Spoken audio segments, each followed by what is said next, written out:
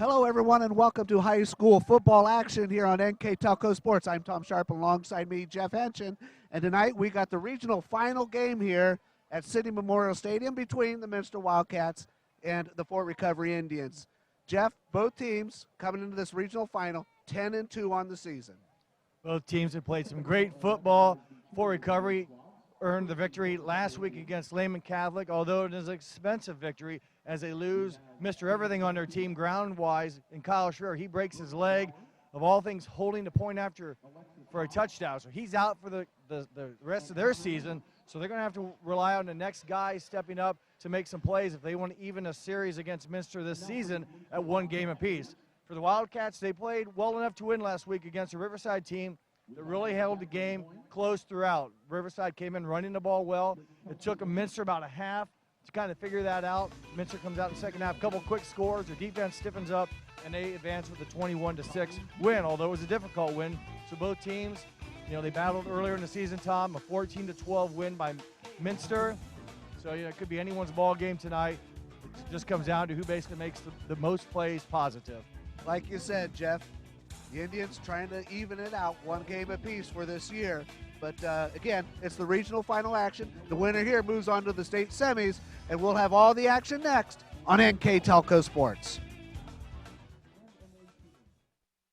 NKTelco is your hometown provider. We are Northwest Ohio's leading independent broadband company that brings fiber to your home. Larger competitors talk about it, but we've been delivering our fiber network for over 10 years, guaranteeing more bandwidth and services, over 80 HD channels, Echo whole home DVR, interactive channel guides, in-demand, internet-based phone systems, and local news and sports channels. Innovative, futuristic, and cost-effective. There's a lot of early mornings that go into 40 years of service, a lot of miles on these tires, and millions of pounds of cargo have traveled in these trailers. It's about dependable service, the kind of service that shows up 30 minutes early every time, that gets your products, cargo, and business from point A to point B safely, quickly, and efficiently. We are St. Mary's Trucking, traveling the roads of commerce in Ohio, Michigan, Indiana, Kentucky. Men and women who produce the solutions that make your business grow, because the most important thing to them is you.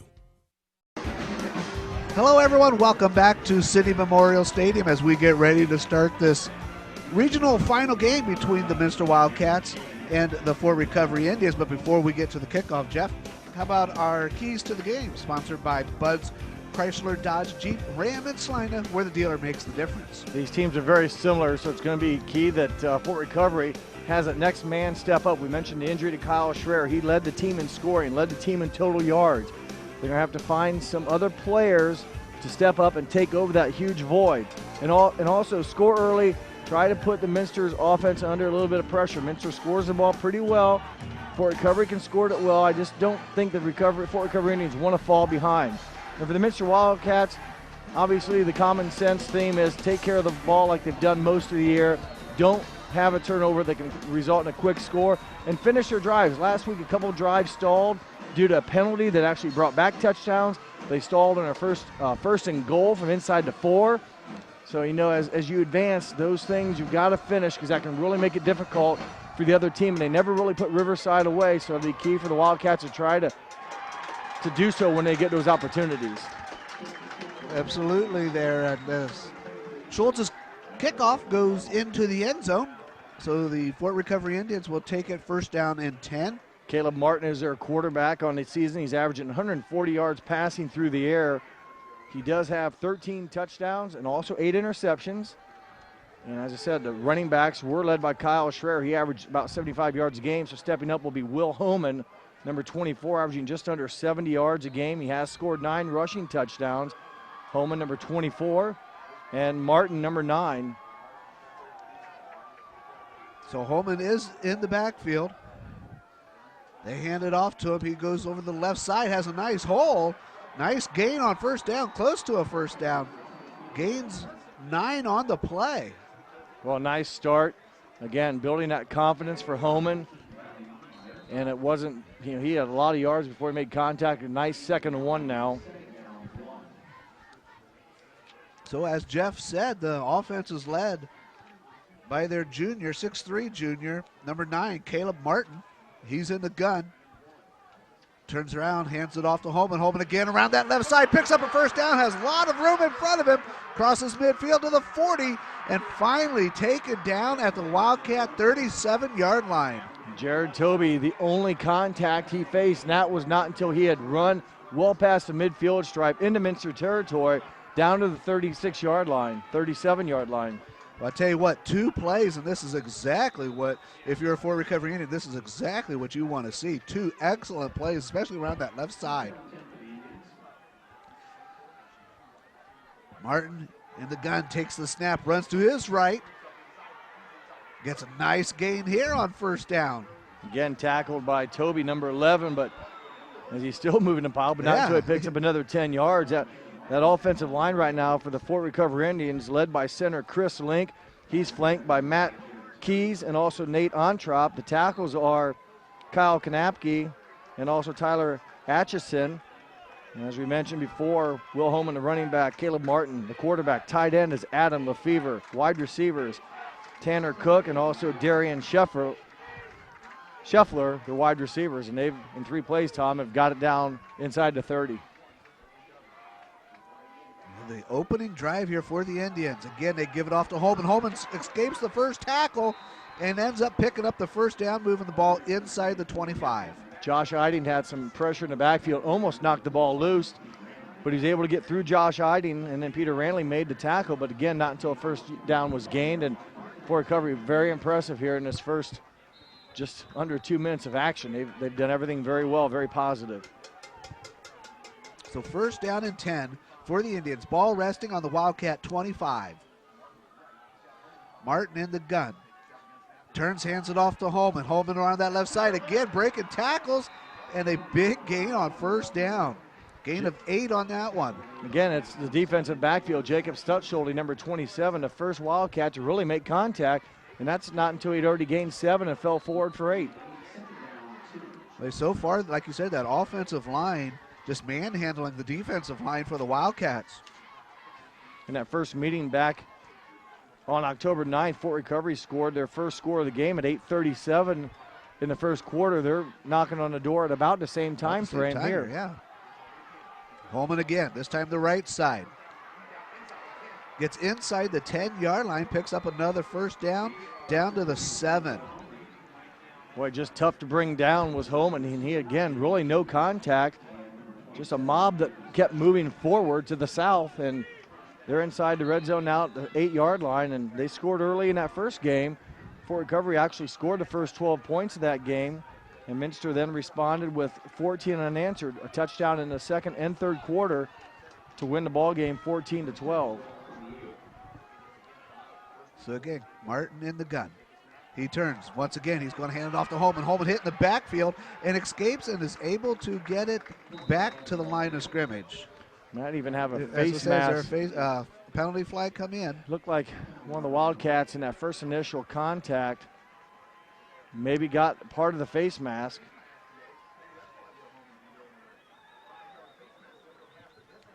So half the distance, so good field position now.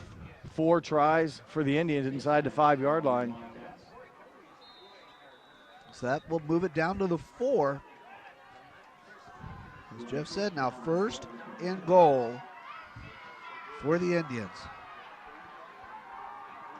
Martin's in the gun. He's going to take it himself around the left side. Has a lot of room, and he's in the end zone. Indians touchdown. Boy, it's about like touch football on that drive as Fort Recovery unstoppable down the field. They made a lot of positive plays, had good yards past the line of scrimmage before they even got touched, and Martin finishes it off with about the 4-yard scamper. I tell you what, if you couldn't have scripted it any better for the Fort Recovery Indians.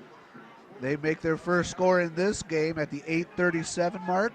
Previous meeting, you said, Jeff, it was the 8:31 mark. 8:37, exact. Oh, 8:37, all right. You misunderstood me is what you did. You need to listen. High snap. He's going to run it in, and he does not make it. Let's see what the officials say. And they say no, he does not make it in. Jonathan Niemeyer, I believe it was, number 15, saved that 2-point conversion on the high snap. And that was very close. 6-0. We'll take another look at a couple of the key plays here, and really all of them basically were key plays. This is a big chunk here. Yeah, they were all big key plays, and they were all big plays. About a 30-yard carry there. Yeah, I don't think there was anything under 8 yards in that entire drive. That last one right there maybe was about 5, but they salvaged going negative yards and still getting 5 positive, and just good line pursuit. And here's the untouched touchdown, yeah. Caleb Martin just around the left side, and give the defense over Minster got a break with a high snap on the point after touchdown. Couldn't quite get it off, and I thought he was going in for the 2-point conversion. I did too, yeah. And Niemeyer came up and really laid a hit on, I believe it was Davis Will, number 4, the holder. And again, that hit I could see where if you're the holder you get injured on. Last week against Lehman Catholic, Schreier was down in a normal position. They overloaded one side, sent 8 guys from one side. They just basically went after the kicker and landed on Schreier, and I believe he broke his leg. So a tough break, but I would see that type of injury more than, being an actual holder. So 6-0. Again, that last time, ironic, Fort Recovery scored the first touchdown. As we said, the same exact time. They missed the extra point at Minster also. So Jared Hilsman takes the kickoff from number 12, Darian Scheffer, returns it to the Wildcat 37. Wildcats will take over their first down and 10, their first possession of the ball game. Well, the Wildcats are led by quarterback Josh Nixon. He averages just over 210 yards passing offense. Evan Hilsman leads the ground game at 82 yards per contest. Got a good receiving core in Jacob Dews and Bryce Smeezing. Dews over 1,000 yards, Smeezing just under 1,000. Nixon drops back to pass, throws long, has the receiver down there. Did he come down with it? He did. They're going to see what the officials say. Fort Recovery says it's an interception. See what the officials say. It looked like Dews caught it to me. It was a jump ball similar, Tom, that we saw last week against Riverside. Right. And Dews has a little bit of height advantage. We'll have another look at it here. I think Dews won the battle. Good camera work. And he comes down. He has possession now. I'd say he has. And as he rolled it over, probably was taken out. But we saw an interception by Minster last week where they kind of stripped the ball out by rolling it. But that happened before the players hit the ground. This time they were down. So a good start for the Wildcats. And, boy, wow. Almost reading that was number 19 for the Fort Recovery Indians, Brandon Shane. He almost had that. And if he would have, no one's catching him. Pick 6, yes.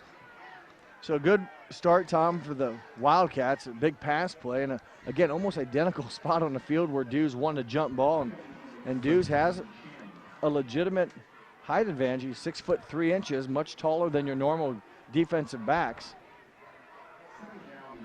That'll just add to his season yards. He came in with a 1,042 on 64 catches and 17 touchdowns. Nixon flips it over to Hilsman, and Hilsman is taken down after a short gain. Here comes a flag.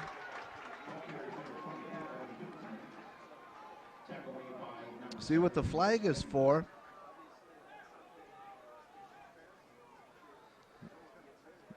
Another 5-yard face mask. Yes, it is. Another 5-yard face mask. So against the Indians.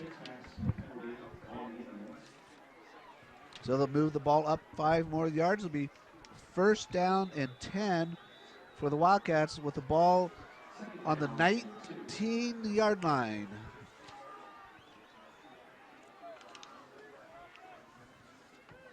Nixon's in the gun. He throws over to his right side. He has a blocker out in front of him. I believe there was a penalty, Tom. I thought I saw a flag. Maybe not. I thought it was maybe an illegal block. I don't see anything. Okay. They stopped the clock to move the chains. And take that back. I thought maybe they got the Wildcats were blocking too early downfield, but sometimes you look on the far side, though, and you see those arrows from the numbers, which are yellow. That looks like a flag, too, if you look at it just at the right angle. But so first down and 10. Ball on the 15 for the Wildcats. Nixon hands it off to. He keeps it. He keeps it. He's going right side. Evades one tackler. Gains a couple more yards, brings it down inside the 10 to the 9-yard line. Well, good decision by Nixon as he read it well and picked up nice chunky yards on first down. Gained 6 on that run, so 2nd down and 4. Clock just under 7 minutes here in the first quarter. Wildcats first possession here. This time he does have it off to Hilsman. Hilsman goes right up the middle. Gains about 2 yards. So bring up 3rd down and 2 now for the Wildcats. Ball is down to the 7-yard line.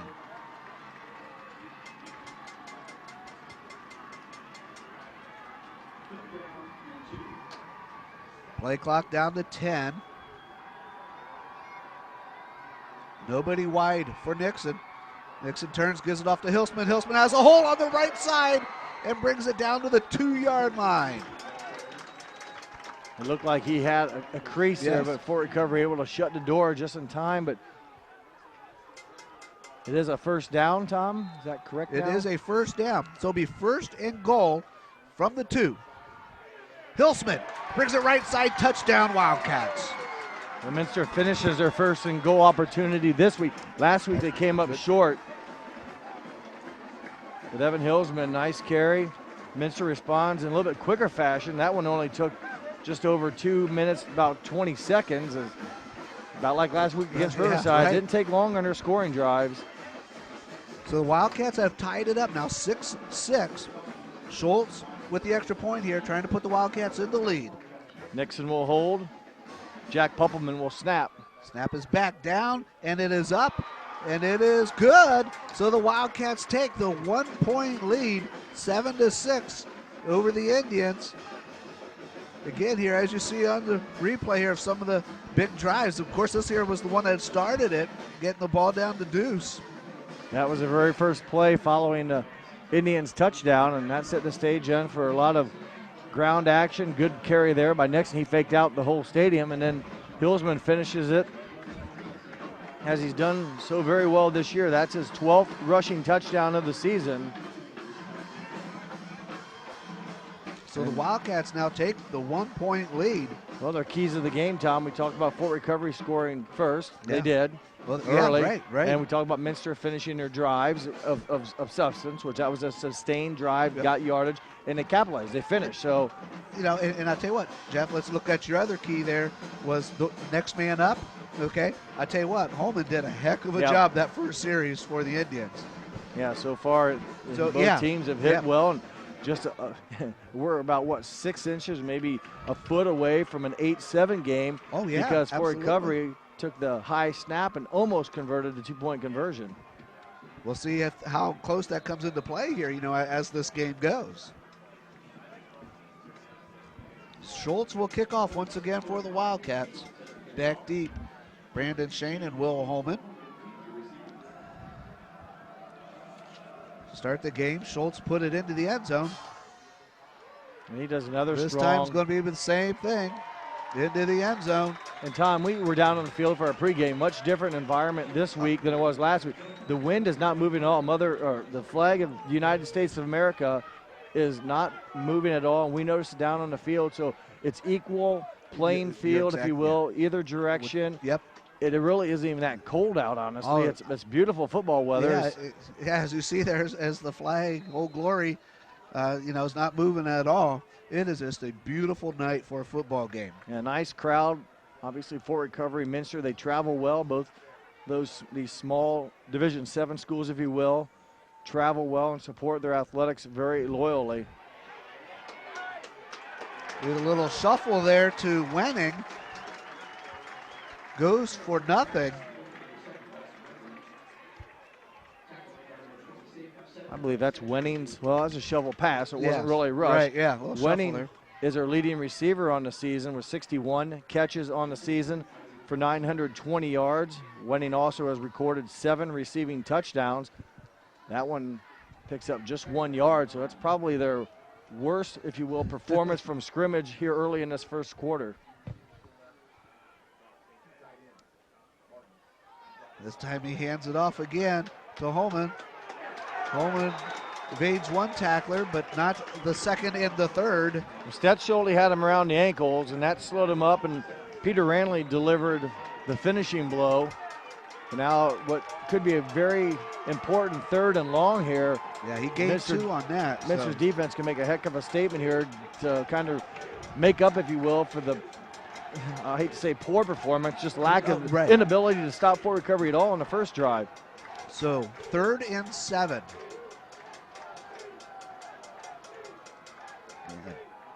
Martin drops back to pass.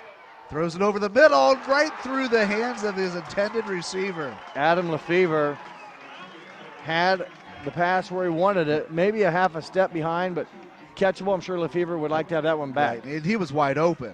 Yeah. And that stops the clock, and now will force Fort Recovery into a punt. And boy, Minster's defense comes up, not necessarily making that play on 3rd down, but you know they do get the offense off the field. Right. Yeah. So Bryce Smeezing will be back to punt, or to receive for the Wildcats. Left-footed kicker. And it's a short one. It drops about the 50 and rolls dead at the Wildcat 46-yard line. So the Wildcats will start off in good position here, field position here, as the clock is continuing to run here. It finally stopped, okay. A couple seconds ran off of there, but.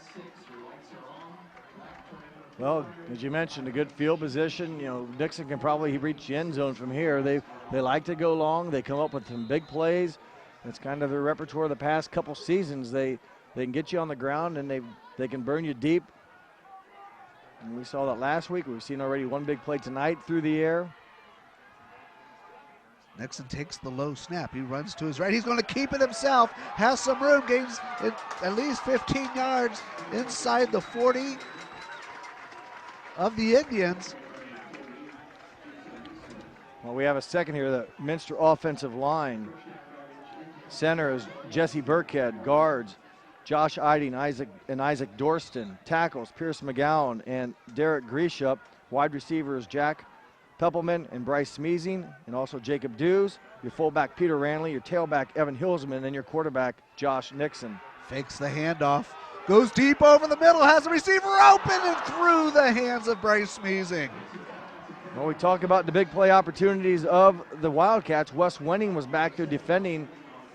He maybe had enough distraction, timed it enough that it threw Smeezing a little bit out of rhythm, but a well-thrown ball.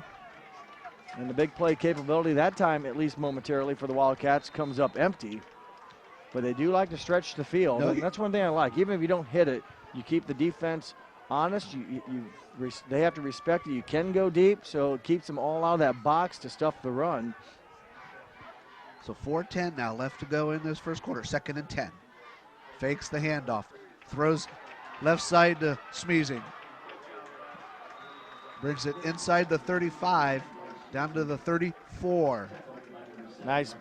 So gain of 5 on that one. Nice block downfield by number 2, Jacob Dews. As he helped keep some of those Fort Recovery Indians away, and finally coming in was Wes Wenning, number 7, the strong safety to make the tackle, but nice pickup on 2nd down. Yes.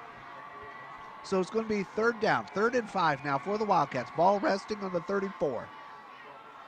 They give it to Hilsman. Hilsman breaks a few tackles, going up the middle and picks up a big 1st down. Well, move the chains.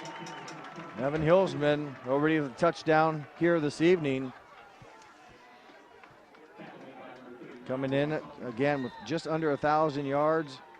Came in at 993 in his 12 games. Has scored now his 12th rushing touchdown of the season.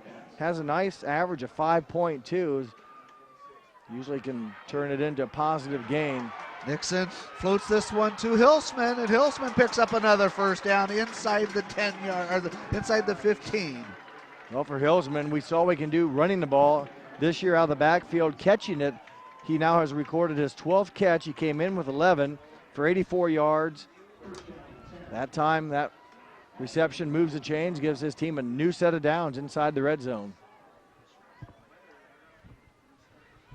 Clock continues to run, under 3 minutes here, first quarter. Nixon takes the snap, Throws it to his left side into the corner, and it is a touchdown, Wildcats, Jacob Deuce. He had 3 of them last week. This one, forgot the yardage, maybe the 15-yard line. Had 3 touchdowns last week to Nixon and Deuce. As he has been a very difficult receiver to stop. So a 15-yard reception, Nixon to Deuce for the Wildcat touchdown. PAT pending here by Schultz. 18th receiving touchdown on the season for Jacob Deuce. 29th touchdown throwing for Josh Nixon. And the PAT is good, 2:51 left to go in this first quarter. 14-6 in favor of the Cats. They started off with great field position and get 15 yards right away. So, again, they're running downhill right now. A lot of momentum, a lot of confidence. Missed on a big home run play with Smeezing, but they come back. The final score was a nice pass and catch to Deuce. Right here it is, yeah. Pretty right well defended. It was pretty well defended. You're exactly right. Deuce catching it with his fingers and making a football play after the catch. Gets his first touchdown tonight, and again, on the season, that's his 18th receiving touchdown. And for Nixon, his 29th through the air. We have a brief moment here before this kickoff. We'd like to thank our sponsors for the ball game tonight: NKTelco, St. Mary's Trucking, Minster Bank, Minster Dental, Elmwood Assisted Living, Radio Hospital, Keyhole Pizza, and Kogi Plumbing. And in our First National Bank Think First scoreboard, Wildcats are up 14-6, 2:51 in this first quarter. Well, we talked about the Fort Recovery offense having to score early.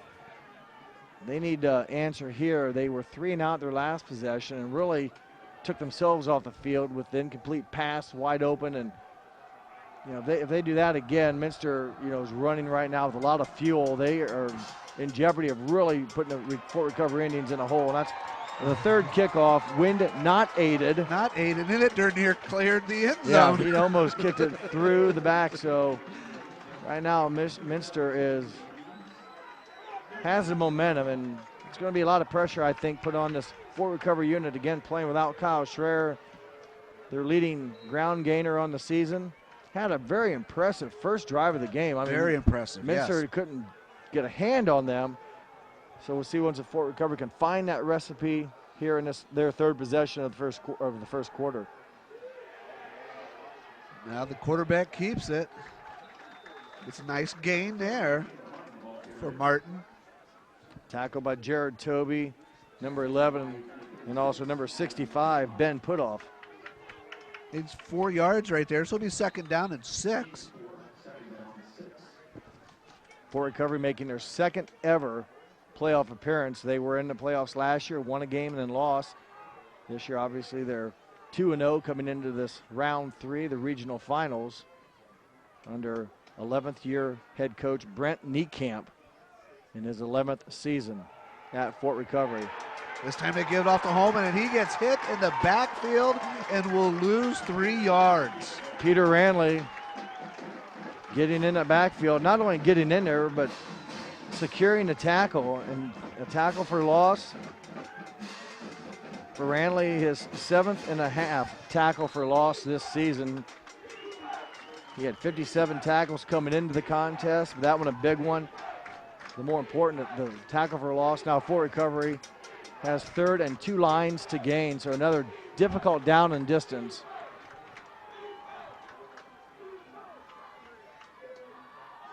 Martin dropping back to pass, throws left side, has a receiver Nice catch. open. That was a very nice catch, and steps out of bounds and picks up the first down. Needed 9, gained 10. Wow, what a strike. Darian Sheffer gets a very good catch. More importantly, knew where the first down marker was at, got it, stayed in bounds. He came into the game with 12 catches in 12 games, just under an 11-yard average. That was about what he got right there, and he does have 1 receiving touchdown, but big play there by Martin and Sheffer to keep the possession with the Fort Recovery Indians. And like you said there, Jeff, he knew where the first down was. He knew where he had to be, and he got it.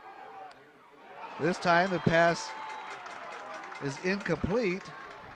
On target, just in and out of the hands.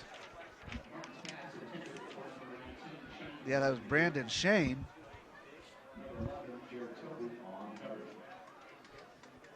So it's incomplete, second down and 10. 1:20 left to go, first quarter.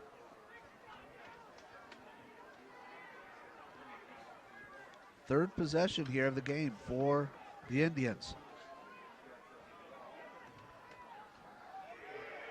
This time Martin's going to keep it. He's going to go up the middle and gain about 2 yards. So we're back to third down and a long distance. 3rd and 7. 3rd and long 7. Well, the Minster defense has come up big in the second drive. Couldn't get them off the field in the last 3rd and long. Have another chance here to try to get the ball back to the very hot and very confident offensive unit standing on the sidelines right now. 9 seconds on the play clock. Martin in the gun. He fakes the pitch. He's going to drop back to pass. He's flushed out of the pocket. He's going deep downfield. He has a receiver open, and he caught it. Big play there by the Indians. Brandon Shane, who dropped the last pass, comes up with a huge play there. They go from the 33 all the way down to the 12-yard line. So do the math. A lot of yards there on the 3rd down. That's your cue, Tom. Start figuring. Yeah, I'm not going to figure it. I don't have a calculator. Our staff in the van will probably give us that information. But that's twice now on 3rd downs that they have come up with huge plays. Yeah. And those are momentum busters, if you will, because Minster had a lot going for him. You're right. And that was a play right over the middle. And Shane, I see him make up for the drop he had just a few plays ago. Now they give it off to Holman.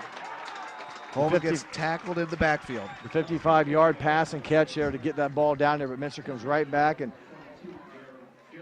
puts a stop on that run play. But 55-yard pass and catch, and not much more of a most critical time here in this first quarter as that first quarter expires. Yeah, the first quarter comes to the end. Your score, the Wildcats 14, the Indians 6. You're watching regional final action on NKTelco Sports. At Minster Bank, we understand that life can get hectic. That's why when it comes to your banking, we offer the services that make your life simpler with tools like person-to-person payments, Pop Money, mobile and online banking, and bill pay.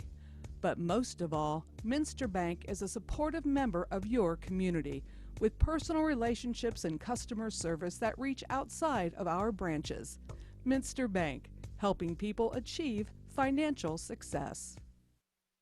You owe it to yourself twice a year a checkup at Minster Dental Care. Our specialized doctors, Jim Overman, Jim Myring, Sean Sharp, and Philip Slunkowski, are ready to give you the smile you've always dreamed of at any stage of your life. Pediatric, orthodontic, restorative, and cosmetic dentistry are just a few of the services offered. Our latest advancements include CEREC dentistry that allows us to create and deliver a crown in one convenient visit. We're located on State Route 66 in Minster, 419-628-3380 to schedule your appointment today. You owe it to yourself. Welcome back as we get ready to start the second quarter. The Indians on an impressive drive here. Down at the 14-yard line, 2nd and 11. Well, they've come up with 2 huge 3rd down plays to keep this drive alive. So right now, 2nd and 11, not desirable, but they've been able to battle twice this drive with 3rd and longs. They give it off to Holman. Holman is strung out over the right side. Gains about 4 on the play. Gets it down to the 9-yard line. Dues on the tackle for the Wildcats, but again, 3rd and probably 2 down territory here. Yes, yeah. You know, again, I don't know how well the kicker is here for recovery. If this would be something they would try or not, but depends, I guess, what would happen here on this play too. So 3rd and 7, ball on the 9. Dropping back to pass is Martin. Flushed out of the pocket. He has a lot of room in the middle, and he throws a touchdown. Tanner Cook, number 13. Cook was all by himself in the back of the end zone. Well, Martin had time. He bought himself some more time with his maneuverability, and then Tanner Cook just found a crease at that back end line, and nice pass and catch. Good answer by the Fort Recovery Indians. Looks like the Indians may go for 2 here. I don't see a T coming in. So they're going to try to tie the game up here after that bad snap the last time. So going for 2.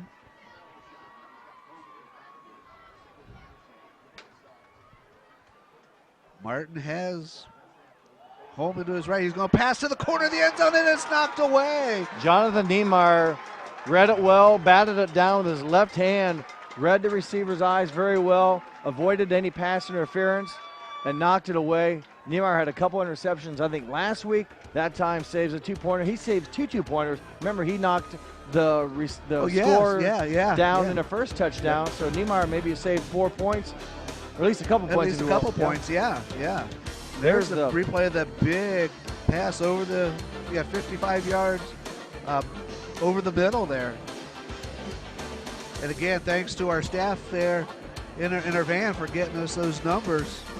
But Jeff, I want to point this out here real quick as you see the touchdown there. But right now, our score is 14-12. That was the final of the first game, right? That was the final of the first game. Yeah. Fort Recovery scored at what time mark in the first quarter? What was their 8:37 in this game? What was it the last game? 8:37. Wow. Yeah. Now they scored the first 2 touchdowns. What's ironic is both touchdowns against Minster, they missed the extra point. They were up 12-0 in the first quarter. Right, you're right. And Minster came back with 2 touchdowns in the second and third quarter for the 14-12 win, and that's where we're at right now. But yeah, Fort Recovery, 2 touchdowns, each coming at the 8:37 mark in their meeting, the first one and now tonight. Sheffer kicks off. Wildcats bring it back. Jared Hilsman, number 22, fielded that to the 30. Line drive kick. Kind of stalled on him. He had to pick it up. Thought maybe at first it might scoot out of bounds, but Hilsman, nice job fielding that kind of that bad hop single ground ball and got it forward for positive yards and right at the 30. So again, Tom, pretty decent field position for the Wildcats, which they've been somewhat blessed with this tonight. You're right. Yes, they have. Yeah.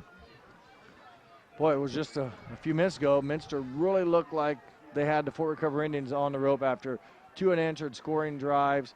And then Fort Recovery faced with a couple 3rd and longs, but came up with the big plays and ultimately scored their second touchdown of the half.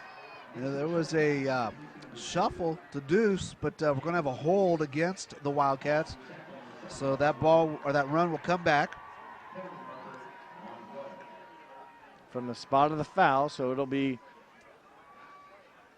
Yeah, it looks like that happened in the backfield, so that could be a real costly one there. You're right. Big penalty. So now Fort Recovery, if they can get Minster, on their heels a little bit, down near around their own goal line. Although I have yet to see Minster play conservative. Right. Oh yeah. At any time. But again, now momentum is sort of on the Fort Recovery Indians side. They were forced with some 3rd and longs, like I said earlier, and they overcame those with some big plays. So, and then they scored. So now the momentum's on their side. See if they can stop the Wildcats here. They give it off to Hilsman. Hilsman's going to run up the middle.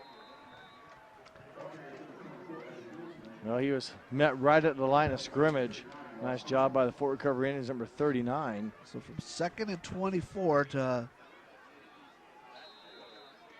Ross Holman, number 39, on a good secure tackle, limiting much yards there. Yeah, it was 1st and 24. Now it's 2nd and 19.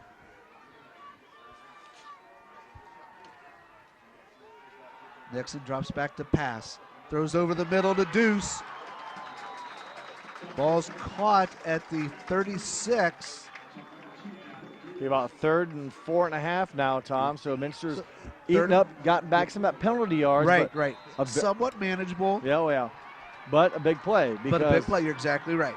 If they don't get it, they're probably punting, and basically it's a 3 and out. Right. A lot of time left here in the second quarter, 9:45 and counting.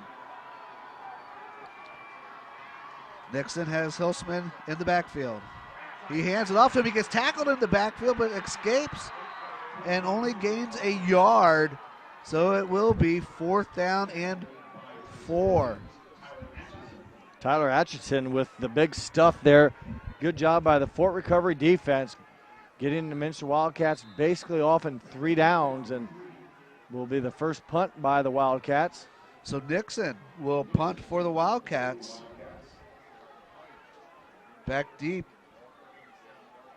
for the Indians, 24 Holman and 19 Brandon Shane. Jack Puppelman, the long snapper for the Wildcats. Caught by Shane.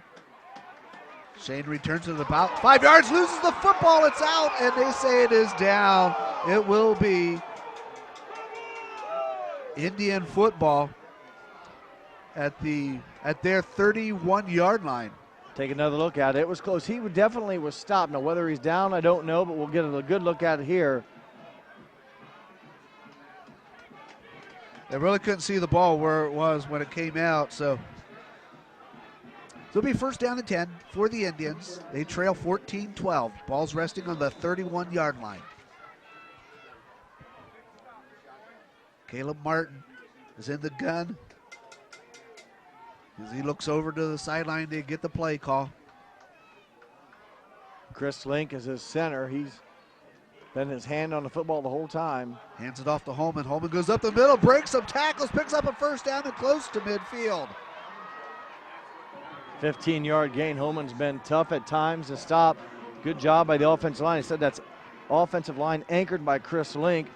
Again, he's surrounded by Matt Keese and Nate Ontrop, and tackles Kyle Kanapke and also Tyler Atchison. Those guys have done a pretty good job here in the first half. Big 1st down play near midfield for the Indians. Fakes the handoff, throws right side, has a receiver open, but overthrows his intended receiver, and that was Wes Wenning. Minster's Jared Toby in the area to force the high pass. Defensive line for the Wildcats, go through them right now. Nose tackles Reed Frick, defensive lineman Ryan Brown and Josh Eiding. Strong safety Jared Hilsman. Linebackers Peter Randley, Evan Hilsman, Adam Bainline. Strong safety Jared Toby. Cornerbacks Johnny Niemeyer and Jacob Stetscholde, and your free safety Jacob Dews for the Wildcats defense. So 2nd down and 10 now for the Indians. Ball at the 46. Times he hands off to Holman, and Holman is met right at the line of scrimmage. Josh Eiding made the first contact, really slowed him up, turned him into the rest of his teammates. But a nice stop on 1st down that time by the Minster defensive unit. So 3rd down and 10 now. Again, the Indians have done this pretty well so far in this ball game. Picked up big yardage on 3rd down. Here it is again, 3rd and 10. Ball's resting on their 46.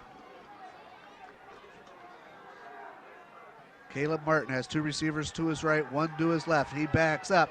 He throws to his right, has a receiver open, and then is caught and ran into the end zone. Touchdown, Indians. 54-yard pass and catch.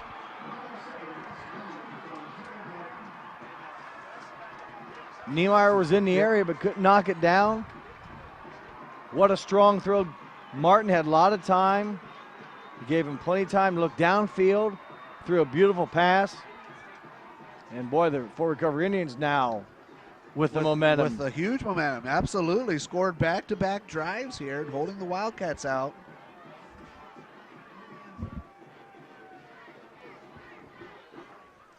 See once here if they go for the extra point or the 2-point conversion. Yeah, I don't see a T in again, so looks like they're going for the 2. I don't think they kick off a T, Tom. A puck. But they call it a T, though, buddy. Did he get in? Their officials are running in. I hear a whistle. I don't see a signal. There it is, so it is no good. So again, as we look at the replays here on the scoring drive, as the Wildcats hold the extra point to no good. Again, Holman was running right up the middle, gained 15 yards on that play. That was a good stop there by the Wildcats defense, and it really was the big third down play again.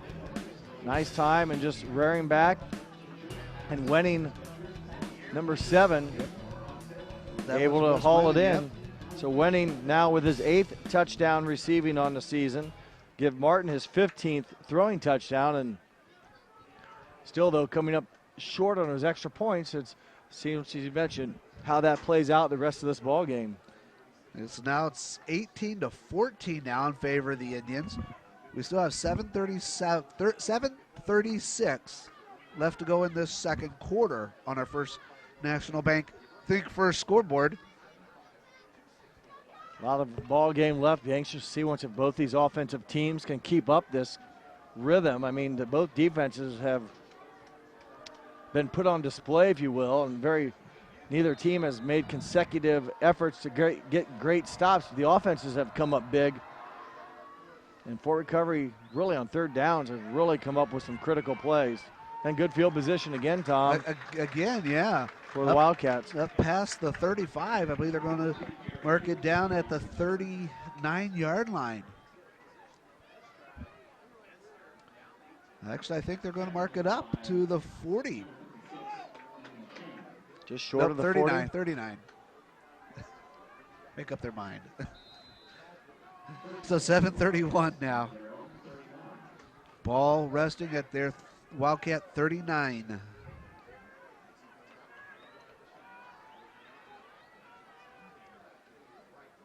Nixon dropped back to pass. A lot of time. Now he throws to his left side, coming back for it, but ball was overthrown. That was Jack Peppelman. Offensive line for Minster doing a good job. Defensive line for the Fort Recovery Indians not able to get much pressure that time. Yep. Give me a chance to go through those defensive linemen for the Fort Recovery Indians. Their starters were Adam Lefevre, defensive end. Defensive tackles, Matt Keese and Andrew Stocker. Defensive end, Nate Ontrop. Linebackers, Ross Homan, Tyler Atchison, Jason Reesner. Strong safety, Wes Wenning. Free safety, Will Homan, Brandon Shane, and Darian Sheffer. Your cornerbacks, as there's another well-timed defensive play by the Fort Recovery Indians. Intended for Deuce and right through his hands. Brandon Shane there to make sure no one could come up with it. Take another look at it here. Don't know if the hit caused the actual incomplete, but definitely made sure Deuce didn't come down with the rebound. So it'll be 3rd down and 10 now for the Wildcats as the Indian fans stand up and cheer on their defense. If Minster doesn't get a first down here with the 2 incomplete passes, they will have held the ball for about, 12, 15 seconds in this possession. Going over the middle. A low pass intended for Bryce Smeezing, and it's incomplete. Tough break. He had an open receiver. Nixon not able to get it to him, and boy, the Fort Recovery defense now has, albeit, they didn't get a lot of pressure on Nixon the first pass of this drive. Coverage sack, if you will, downfield, no one open.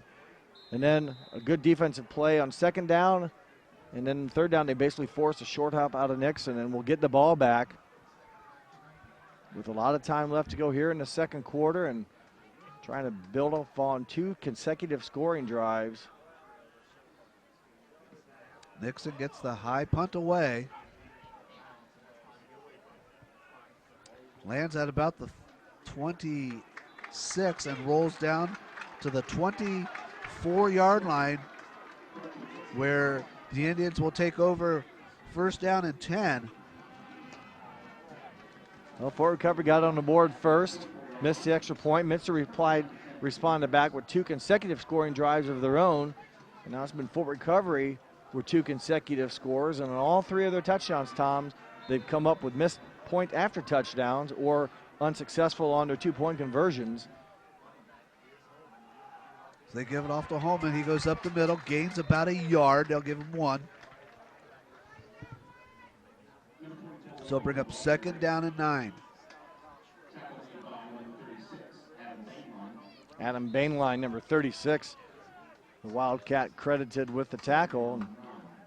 They'll look to try to, again, get 3 good defensive plays, not just 2 out of 3, because it's been the 3rd down conversions that have really yes, you're been the key to the Fort Recovery offense. Here comes a reverse. They're going to reverse, yes, going back the other way now. Excellent job there by the Wildcats. as they ended up giving that ball off to Brandon Shane. Minster not fooled. Players stayed in their lines. And I think one of the guys in on that was Ryan Brown, number 68. So they lose one on that play, so it's back to the original line of scrimmage. 3rd down and 10. Again, here we go. Like you said, Jeff, Wildcats really need to step up right here. 3rd down and 10. 3rd down and distance. 3 receivers to our side of the field, 1 to the top. Delay of game. That's I think they're going to take a timeout. They get a timeout.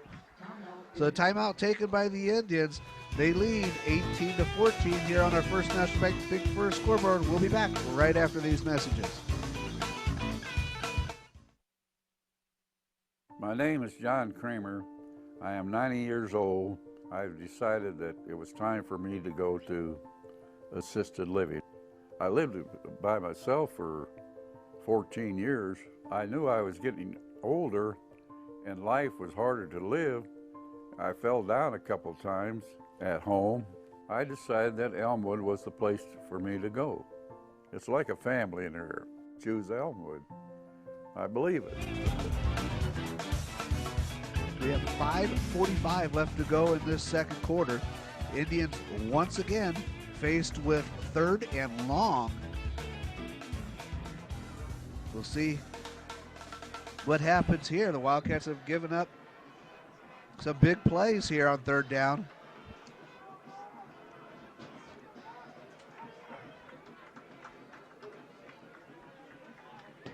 This time 3rd and 10 again, and it hasn't been like it's been giving up 3rd and 1s, 3rd and 2s. You're right. It's been there's been some double lines to gain, and a couple times Fort Recovery's got just what they needed. Other times they went 55 yards down the field to get the distance or to get the first down. And he's flushed out of the pocket, throws and completes the pass again to Wenning, and picks up a first down. Got about 15 yards on that pass and catch. Again, Martin buying some time. He was being chased by number 68, Ryan Brown, who just couldn't get enough on him. And Wes Wenning, the leading receiver for the Indians, finds an opening, gets the needed yards. And again, another 3rd down conversion would be unbelievable. Yes. Interesting stat there, how often they've done such a successful 3rd down. This time they give it off to Holman. Holman has a hole on the right side. Gains about 6.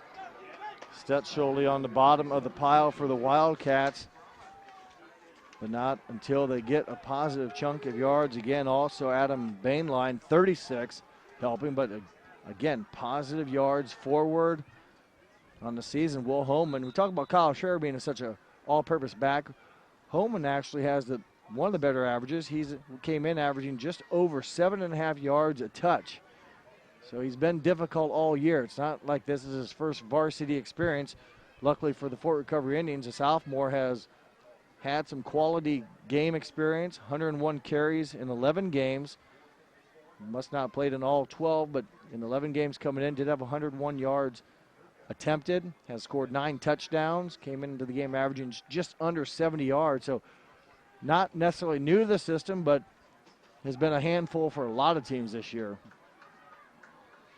5'8", 160-pound sophomore.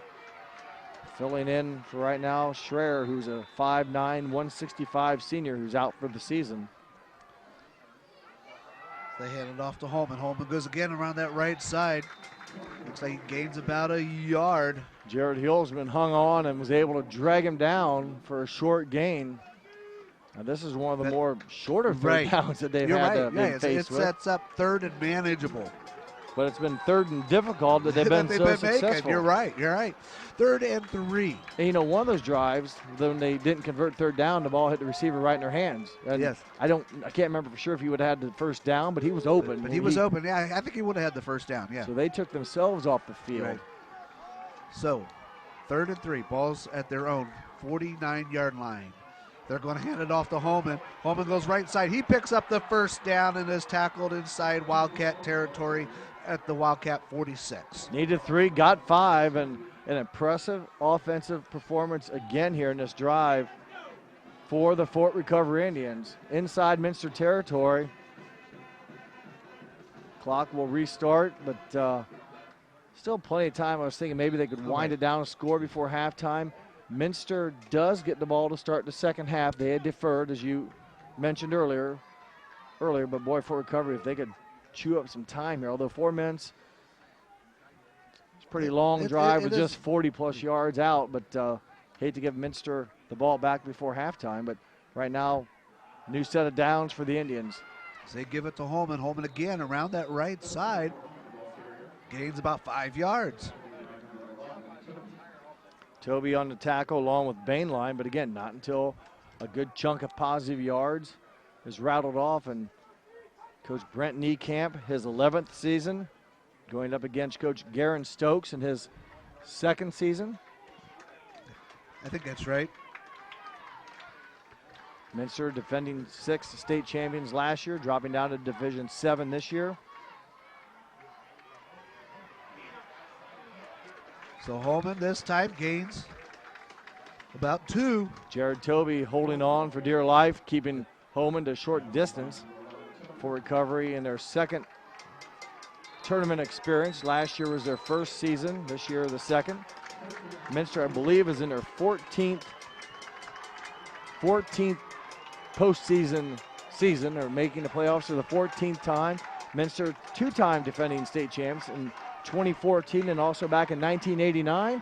Tom, you maybe remember that better than I do. Remember it well. It's the last time in the shoe until last year.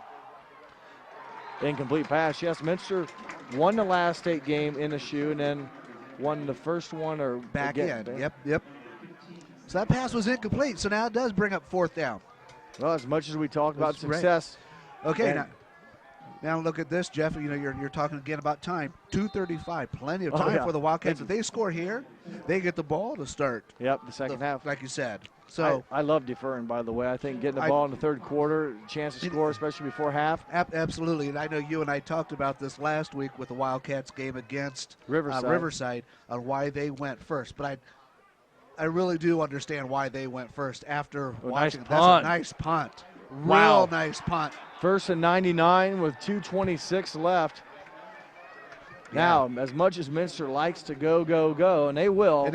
You just you don't want to have a turnover here because absolutely. Fort Recovery then ideal field position, but what a nice punt. That was an excellent punt.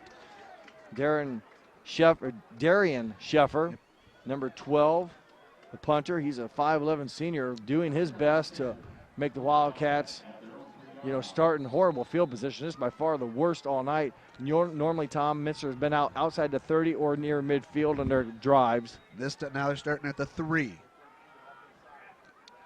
1st and 97 then, huh? Hilsman. So, short gain. See, once at Fort Recovery, if they can get a good stop on 2nd down, maybe they will burn a timeout. They have 2 left. Try to take some or keep some time on the clock because they're under 2:10 now. So 2nd down and 9 now for the Wildcats.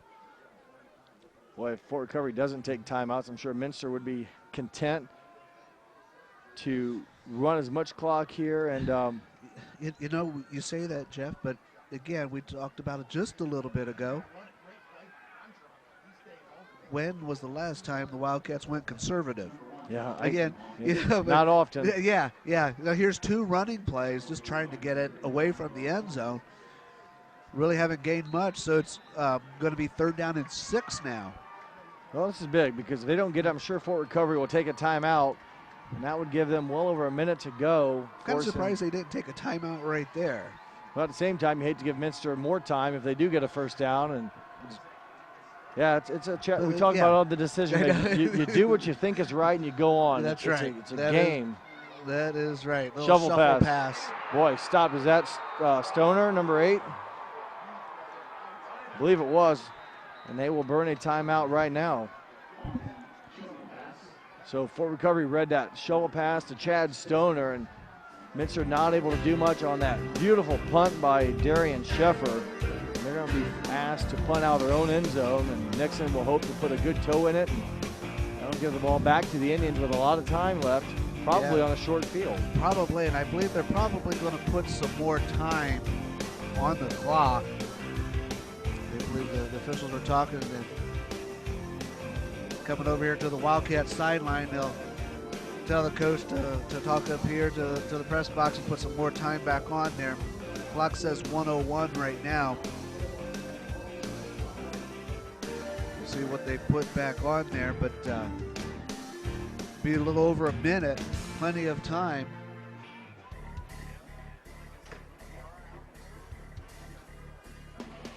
So right around the midfield line for the Fort Recovery Indians will be number 11, Trevor Vaughn,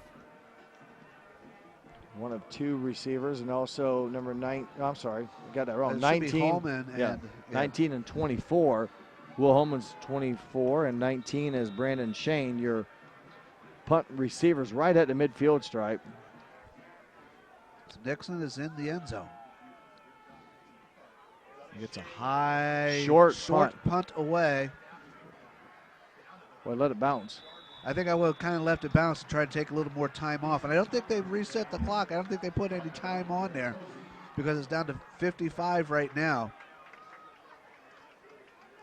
Okay, so they did add 2 seconds. Okay, so 1:03 to 55 now. Are those the 2 seconds you talked to me about back in the first quarter where it ran a little bit extra? Or are they just now catching up? They just caught up to okay. it. Yeah.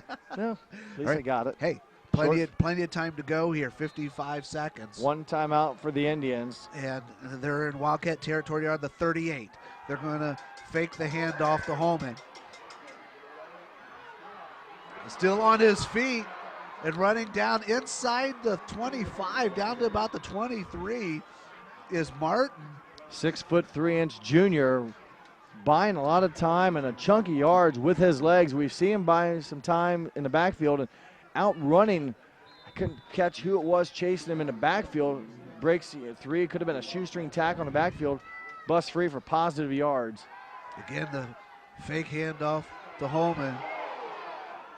Now they're going to throw into the corner. It's incomplete.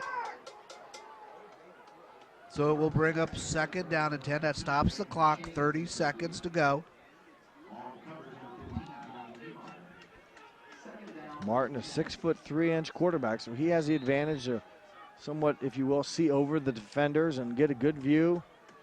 And we've seen him, appears to be pretty active on his feet as well. He's quick enough to get, he's broken free of, appears there would have been a number of sacks or tackles for loss, and he's turned them into positive plays, or enough just to get the ball out of bounds and avoid lost yards. Down to 5 on the play clock, 3 on the play clock.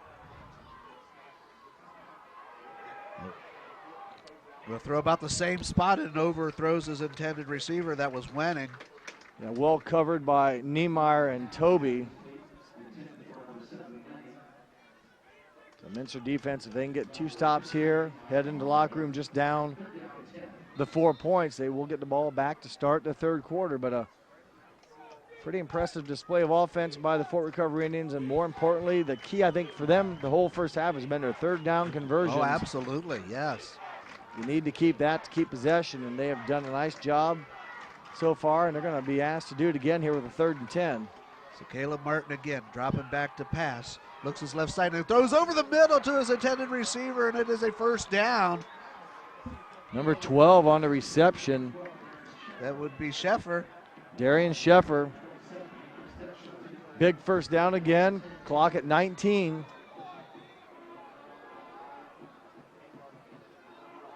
Caleb Martin now throws it in right through the hands of his receiver, which would have been a touchdown. Brandon Shane, 19. A little high, and there was some contact. The Minster defenders upended him, but he was open, and right now the Fort Recovery Indians running good routes and giving their quarterback a pretty good window. Take another look at it there, just split right between the seam. Probably catches that probably 7 out of 10 times. Right. So 12 seconds now left on the clock. It's 2nd and 10. Ball's on the 10. Martin again throws into the end zone, and we're going to have a flag. The pass is incomplete. Dropped, but we will have a flag. Pass interference against the Wildcats. Defensive pass interference will be 1st and down and goal. But, you know, if you're going to have two things happen, one, let them catch it for a touchdown, or two, knock it down, be aggressive. Time right now is limiting how many more chances the Indians can get. So yes. It's not put on the 1 yard line like you see in the NFL. It's put on the 5. Yep. So if you felt you were going to give up the touchdown catch, do whatever you can to make them earn it the right way. Of course, the half cannot end on a defensive foul. So, you know, at some point you got to play clean defense. But still, right. Force them to do it again. 8 seconds left to go. Martin takes the snap, rolls to his right, has a receiver open, and it is batted down. Jonathan Niemeyer, number 15. Boy, he extended at the right time, Tom. Timed it just perfectly. And that's going to force. I think they're going to go for a field goal here. Maybe not. There's 3 seconds left. And they might take their last time out. I think they're going to take their last time out to talk it over. Keep it right here and thank our sponsors. NKTelco, St. Mary's Trucking, Minster Bank, Minster Dental, Elmwood Assisted Living, Radio Hospital, Keyhole Pizza, Kogi Plumbing, and our replay sponsor, Sidney Body Car Star. And of course, our sponsor for our keys to the game that we had earlier on was Bud's Chrysler Dodge Jeep Ram in Salina. And on our First National Bank first scoreboard, 18-14 in favor of the Indians. There's 3 seconds left. We talk about field goal kicking. I don't see anywhere in their information, Tom, that they attempted a field goal this season.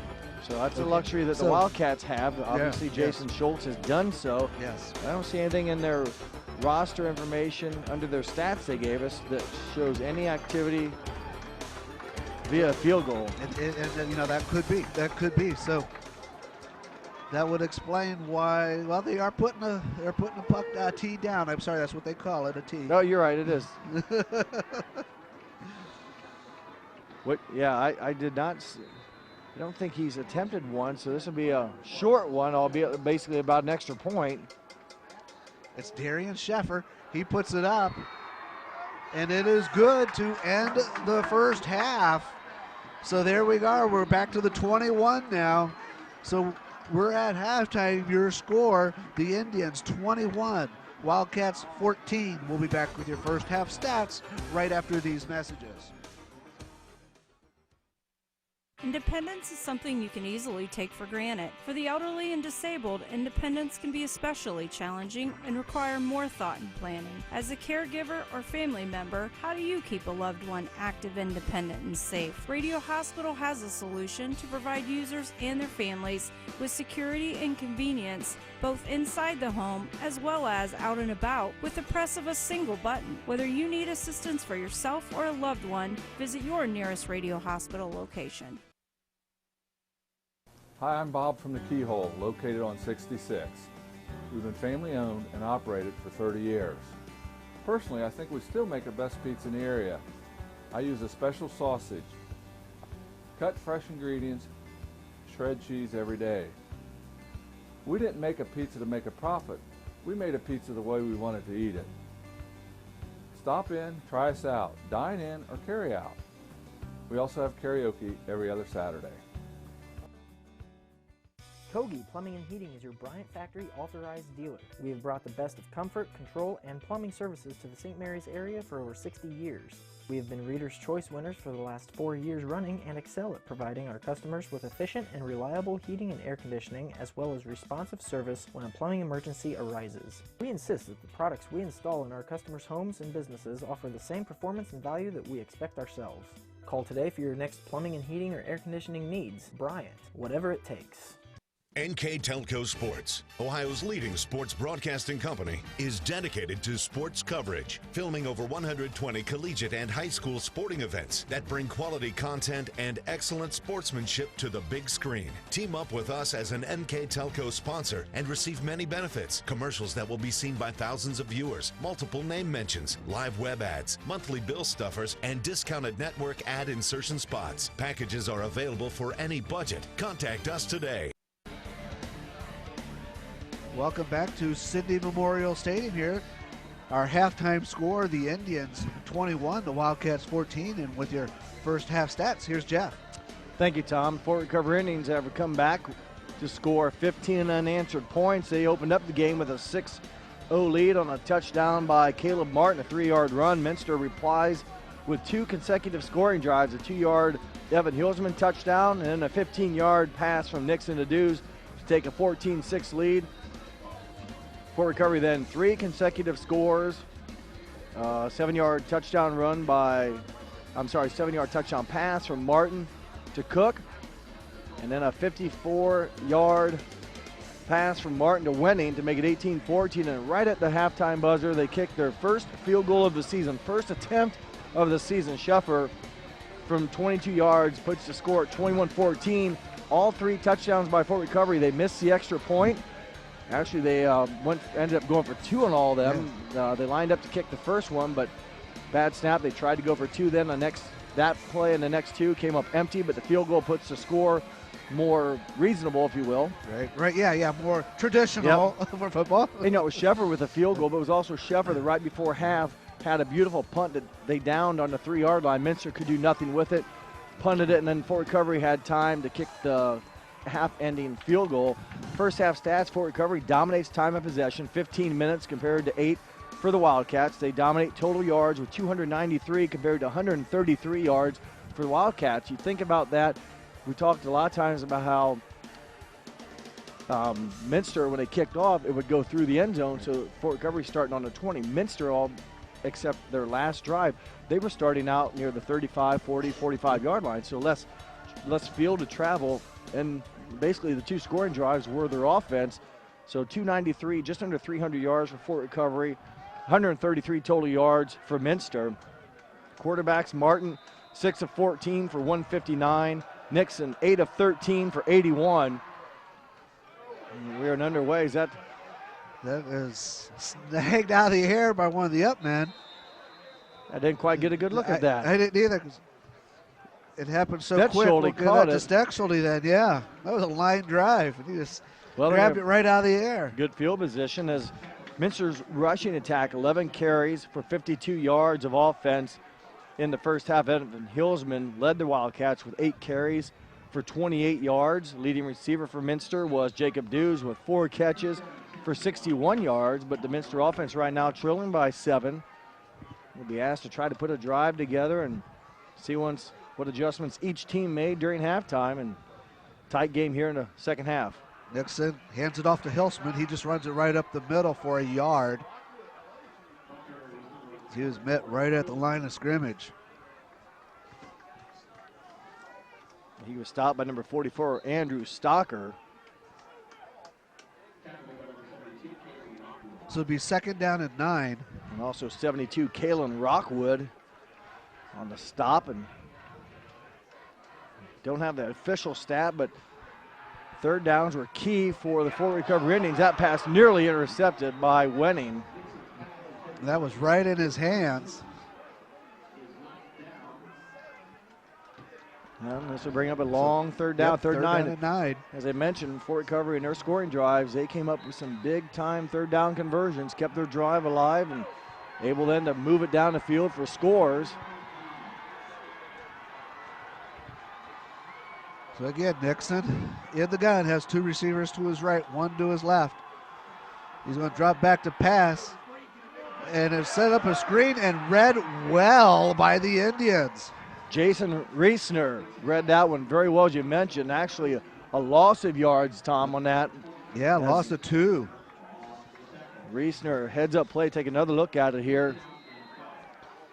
Comes through unblocked, and nothing the Wildcats could do. So a disappointing first drive, if you will, for the Wildcats. Again, good field position. Can't move the ball, can't move the chains, and they'll be asked to punt. So it'll be 4th and 12. Nixon gets a punt off. They're taken at the 25, and it's muffed.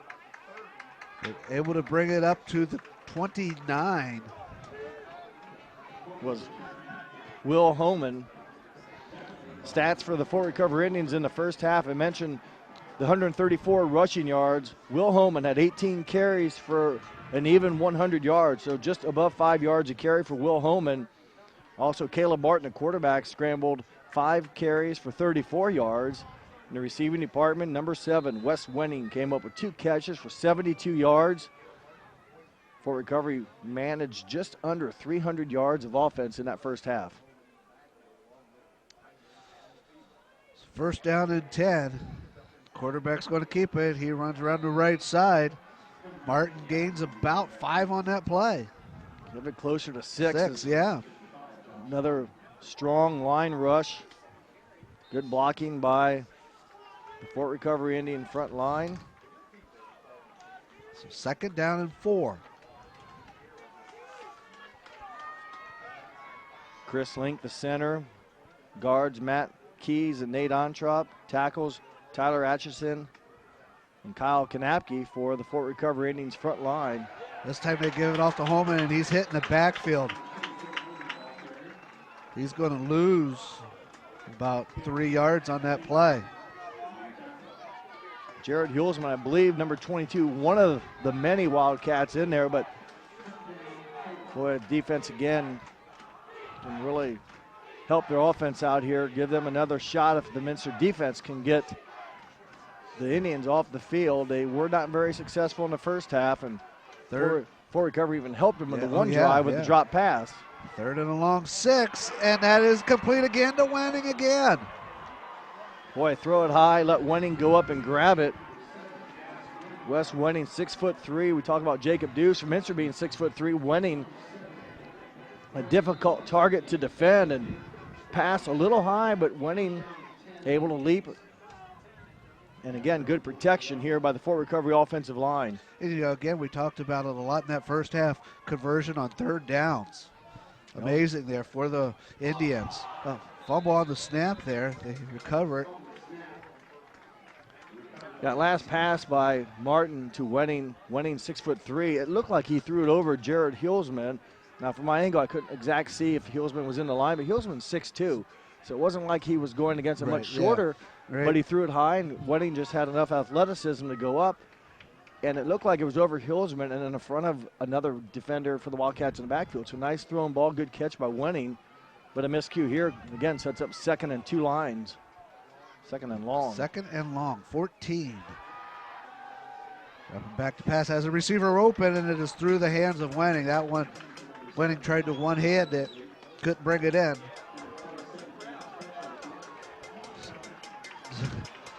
So it brings up, again, 3rd and long, 3rd and 14. Sounds like a broken record. It does. Minster's fans trying to get encouragement to their defense, and it's been the efficiency on 3rd down has been the key for the Indians tonight as they look, the whole team basically looking over to the sideline.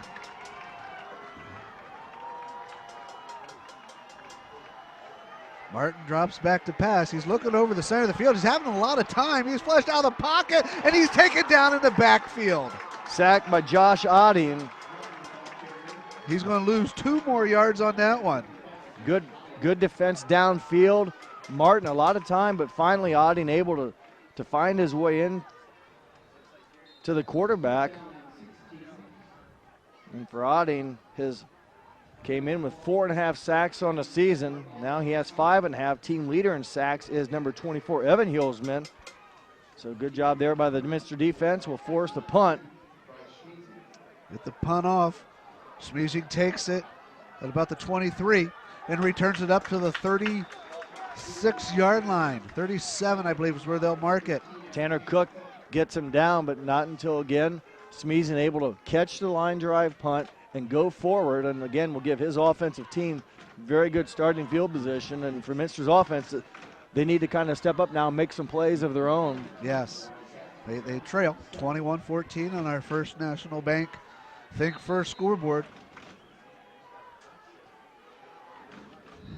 And Nixon hands it off to Hulsman, and Hulsman's taken down in the backfield. He's going to lose a yard.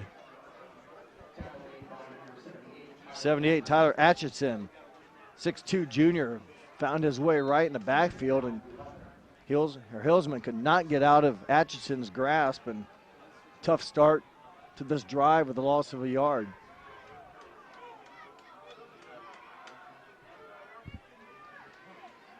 So now Nixon has 2 receivers to his right, 2 to his left. Hillsman behind him. He hands it off to Hillsman. Hillsman runs left side, and gains about 2. So well, he ran right into Ross Homan, number 39. Homan able to hold on until help came over. A short gain, and now Minster. Both defenses here come up good to start the second half. So it's going to be 3rd and long now for the Wildcats. 3rd and 8. Ball's resting on their 39-yard line.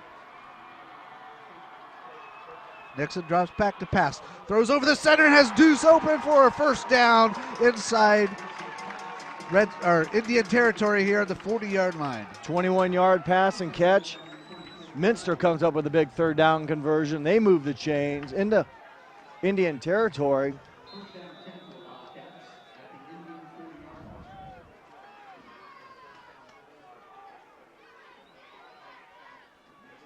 Nixon again dropping back to pass. Throws to his right side and through the hands of the defender there. Yeah, number 39, Ross Homan. Ross Homan again, yeah. Trying to make a play on the ball, bats it down, and bring up 2nd and 10.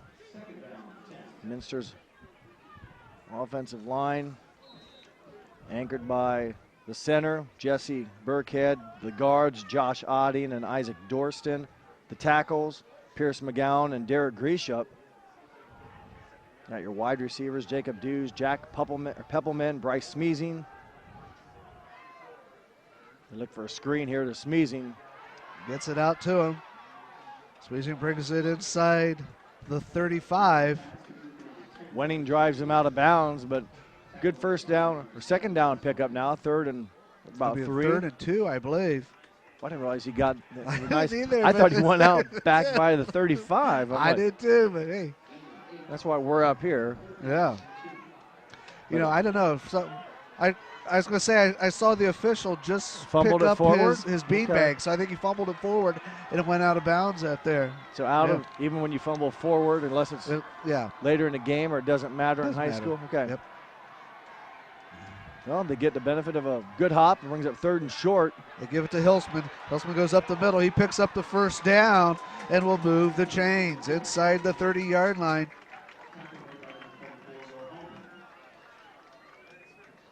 And here's a replay of the last play there where he fumbled it out of bounds. Yeah, you can see that. Yeah, ball did come out.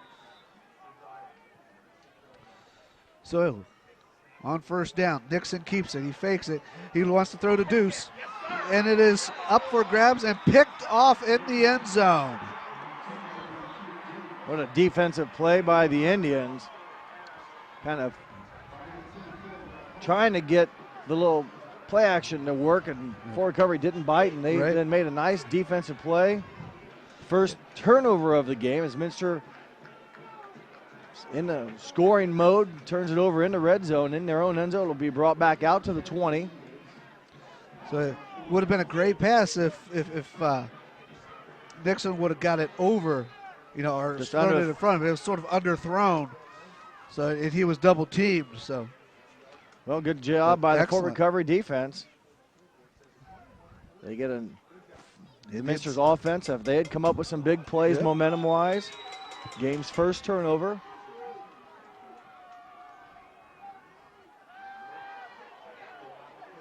They throw this one to number 13. Tanner Cook. Didn't seem like it was another 6-yard pickup. Yeah, it didn't quite seem that long, but yeah, again. So it brings up 2nd and 4.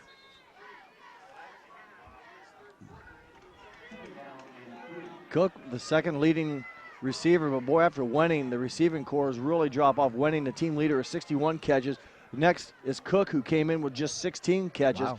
So number 7, the main target for Martin. And there, Holman's take it down in the backfield. 24 v. 24. Evan Hillsman, number 24, gets after Holman, number 24. And the orange and black defeats the purple and white. So they lost one on that play. So bring up 3rd down and 5. Ball is just past the 25-yard line. They need to get to the 30.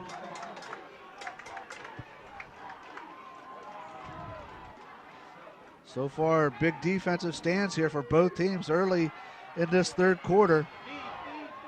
And wide open, and he can't catch it. Right in the hands. And Lefevre would have had probably, He'd been close to the 1st down, and he was open, so he could have had some yardage after that possibly. After a pretty offensive first half with quite a bit of scoring, absolutely. we've had some trade. Each team now will be punting the 2 possessions coming up empty. So the Wildcats don't lose anything on the turnover. They'll lose field position, obviously. But most importantly, they didn't give up any points. Nice punt here. Smeezing doesn't get a good hop, so he'll have to watch it bounce, and pretty much dies right about where it does hop. It gets a bit of a fort recovery roll. So the Wildcats will take over 1st down and 10, and they're going to spot it at the 32-yard line. 4:21 left to go in this 3rd quarter. Winner of tonight's game will earn a bid in the state semifinals next week. And again, who they play won't be determined until all the games are over. I think you said on Sunday. On Sunday, yes. So some of those teams playing tonight, Macomb and Lucas. Macomb is ahead right now. Also Danville and Caldwell. And Warren John F. Kennedy versus Mogador. Some of the remaining Division 7 teams still alive. So Nixon gets it out to Ranley. Peter Ranley, number 45. That might be his first catch of the game. I think it is his first catch of the game so far today. Gained 7 on that completion. 2nd down and 3. Give it off to Hilsman. Hilsman runs around the right side and picks up a 1st down, moves the sticks, brings the ball up to the 45-yard line.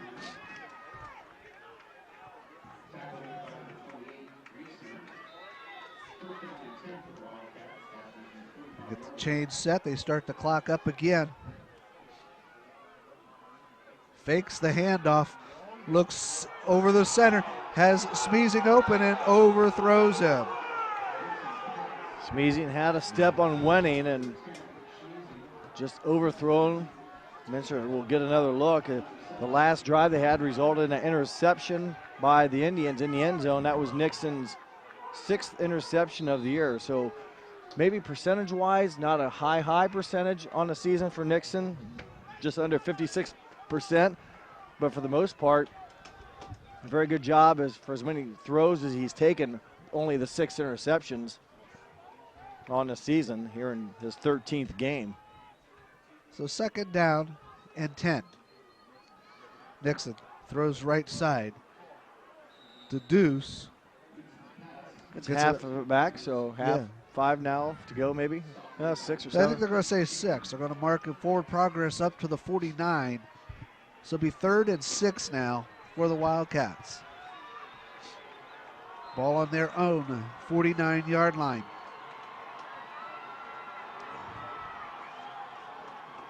Nixon gets the play from the sideline.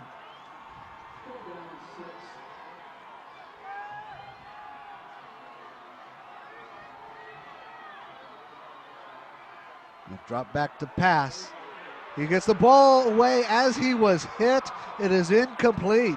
Excellent pressure there by the Indians. Yeah, they got to Nixon just as he was throwing the ball. And that forced the incomplete pass. I believe it was Adam Lefevre, number 10, that maybe made the hit on Nixon. And for the Wildcats, fortunate it didn't fall in the hands of a linebacker or someone in the white jerseys. They will punt, though, unable to convert on 3rd down. So Shane and Holman back deep once again for the Indians. A nice high punt there. Drops at the 15 and takes a Indian bounce. Didn't really back too much. It just didn't go forward. And Minster did a nice job hustling down there. Right, yeah, so it doesn't. Yep, and they got a nice job forcing it out of bounds. And Nice high spiraling punt by Nixon, and Minster defense again will have an opportunity to try to get a quick 3 and out and get the ball back to the offense for recovery. After a pretty efficient first half, as I mentioned, just under 300 yards. Hasn't put together consecutive first downs here, so to speak, in the second half. Both teams defensively have stepped it up with no scoring thus far in the second half.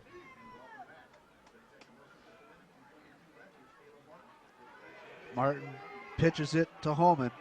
Holman gets a nice block on the end and picks up positive yardage, gains 11 on that run. He really wasn't touched probably until he got to the 10-yard stick.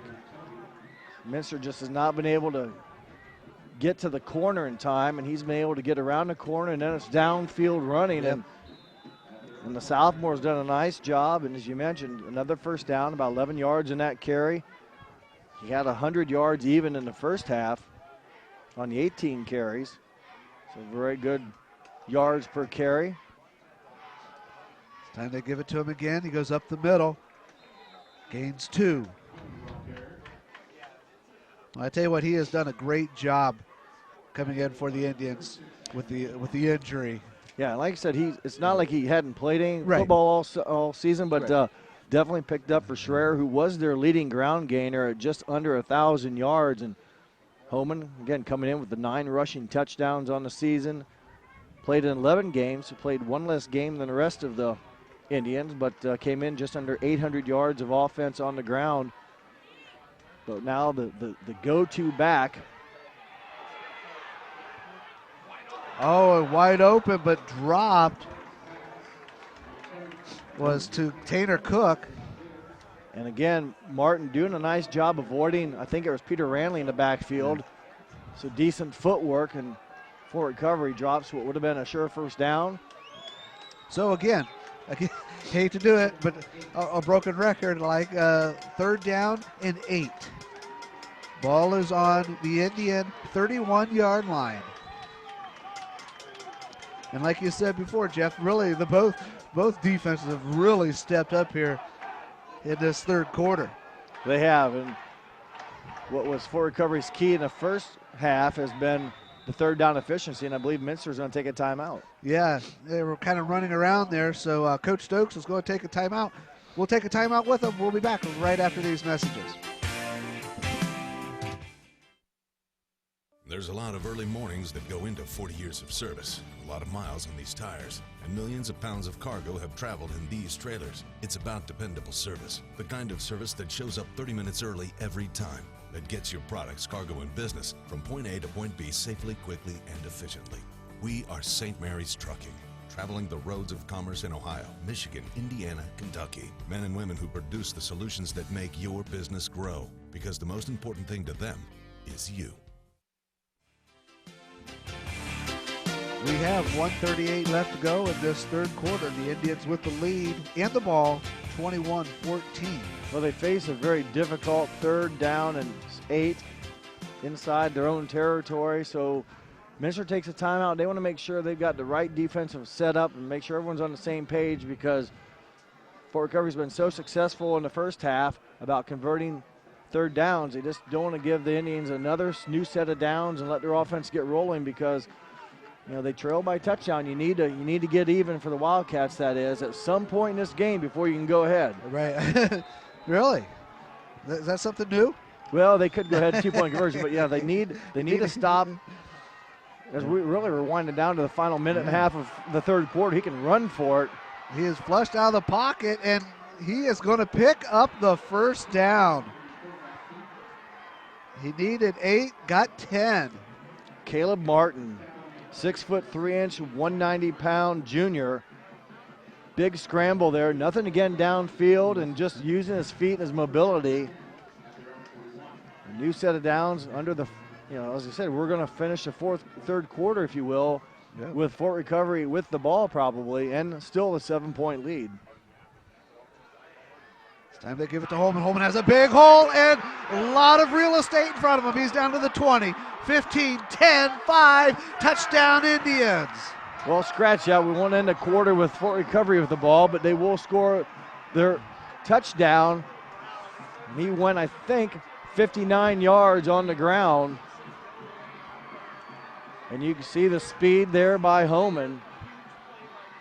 So 59 yards. I think the ball was on the 41-yard line of Fort Recovery.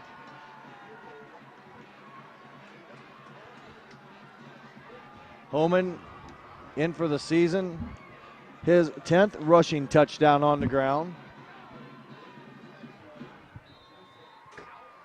And this to double up the score against the Wildcats. Hold is down, the kick is up. It hits the upright and is no good. Well, the extra points after touchdown, whether it's the kick or the conversion, has been a nightmare for the Indians. And yeah, it was on the 41, so he takes off. I don't think he was touched. He's tripped up at the very end. Jacob Dews, a last gasp, just a touch, but two-hand tap, he's still scoring. Right. So an excellent job there for the Indians. They lead now 27-14 over the Wildcats. 1:04 left to go in this quarter. We talk about the Minster offense now.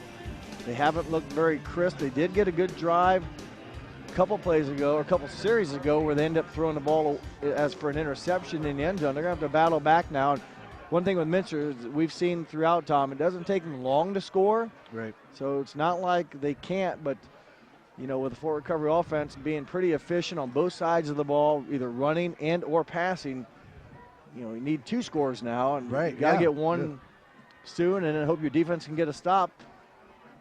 As Homan scores his 10th rushing touchdown of the season, and more importantly, a 13-point lead. So that is now 20, do my math here correctly, 21 unanswered points by. I think you're right, yes. 6-0. The Minster went up 14-6. There's that big hop. Boy, good thing they fielded it then, or else it was going to be quite chaotic, I'm guessing. But a good hop at the end allows Minster to secure it. And again, start with very good field position. You can't blame your special units team. Oh, absolutely not, yeah. Wildcats will have it now at the 36, just under a minute to go in this third quarter.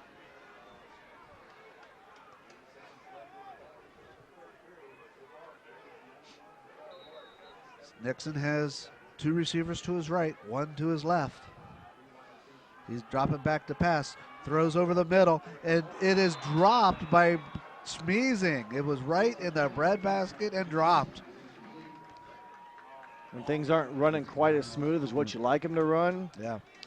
It's happened a few times tonight. I can't say the simple things, but the stuff you take for granted doesn't happen. And that was a first down catch. If Smeezing can hold on to it, he'll have to have a short memory again and go back and get the next one. That pass is overthrown. Jack Peppelman, the intended receiver, they kind of tried to fool the Indians, looking like they were going to have Smeezing with the screen.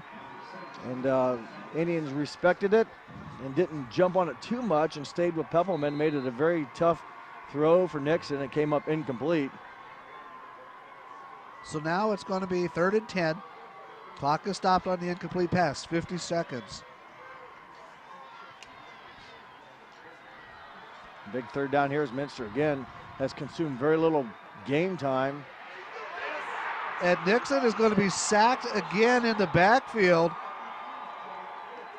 I should say again because last time he was hit as he threw it in that last series. But I believe it was Adam Lefevre who deflected or caused a hit. Yeah. This time gets a sack, does Lefevre, and Minster does not respond well with that. They can let the clock run down here, I believe. Well, it's going to be close. It's going to be about 2 seconds difference. So they'll have to punt.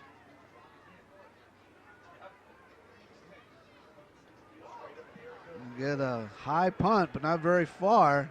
It does bounce. It does take a little bit of a Wildcat bounce down inside the 30 now. If they let it go, the clock will run out. Oh, they will pick it up right at the 2-second mark left.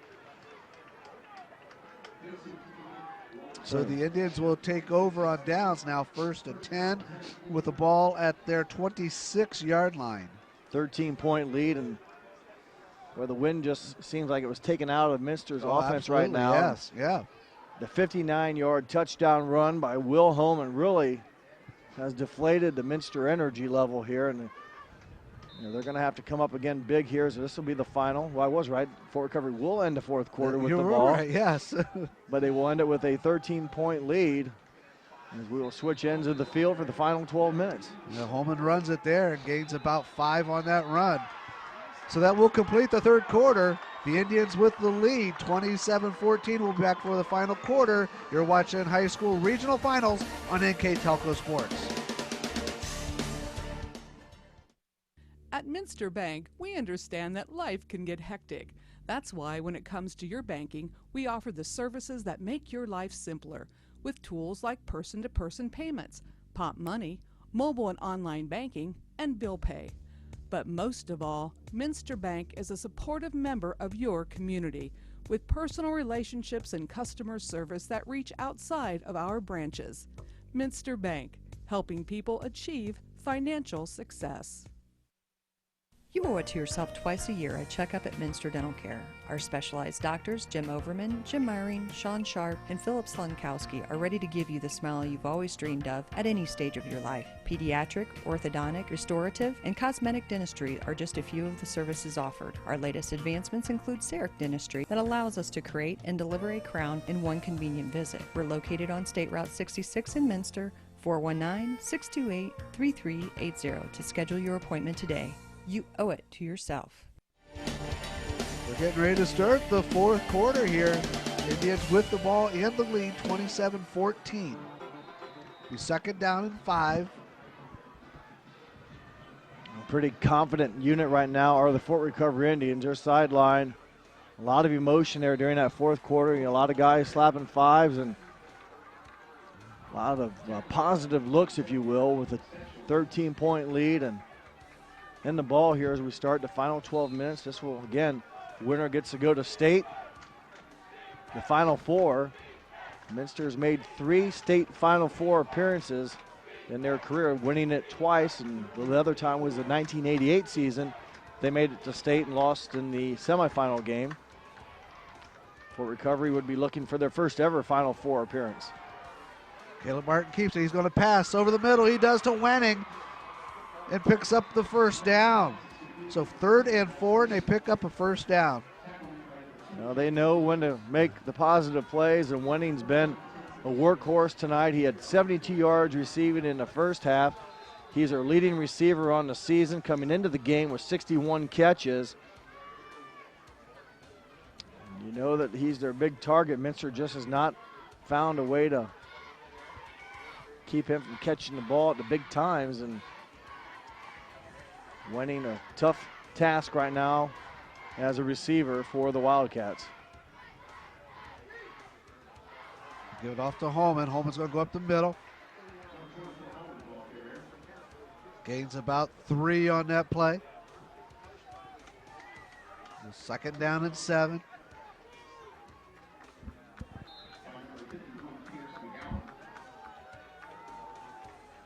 Remember, there's still some time left. Not like it's panic mode yet, but Minster already took a timeout, and I believe it was on the 3rd down play. Is that the one that they didn't run? It wasn't Fort Recovery didn't run the touchdown on that play. They got the first down. The first down, okay. Yeah. But they have already used 1 timeout, so Minster's down to 2.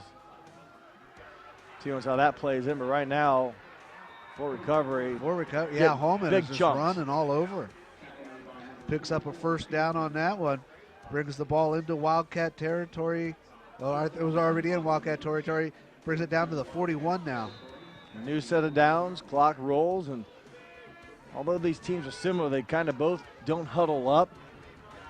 Fort Recovery usually uses more of the play clock. Right, no, you're right, yeah. They'll call a couple plays and then get the reads, look back over and decipher which one, whether to rotate to the next or keep the current. Martin has 2 receivers to his right. He's going to hand it off to his left and give it to Holman. Did a nice job that time, kind of stutter stepping, waiting for the blocking to get a little bit downfield. For the most part, the offensive line for Fort Recovery has been able to move, almost march down the field, pushing the defenders, if you will, of the Wildcats back. And there's been numerous times, whether it's mostly Holman, he's been able to go forward and really not have any contact until he's almost past the line of scrimmage, in some cases a few yards past the line of scrimmage. Looks like we have a official's timeout on the field. A little equipment malfunction there for Holman. Right, needed tying his shoe, I believe he was, and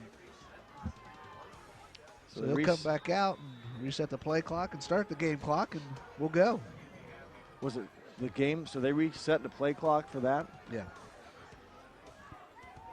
Yes, they do. Seems like another way to burn off some time. A lot of these you can't reset these play clocks. Okay. Boy, Holman again, not touched until he gets 6 yards. And another first down. He's going to be close. He's going to be close. Let's see where they spot it. They're keeping the clock running, so they're saying he's short. He needs to hit the 31, and he's at the he's the 31. And he's got to get to the other side of that white mark, and he's on the wrong side of that white mark.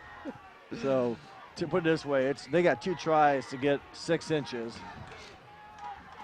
If Minster's going to come up with a tackle for loss, now would be a good time to make that happen. They give it off to Holman. He leaps over the line and picks up the first down.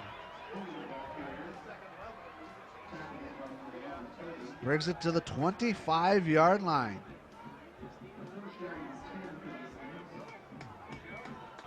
Boy, every first down is another minute and a half, 2 minutes or so off the clock, especially with them doing all this work on the ground.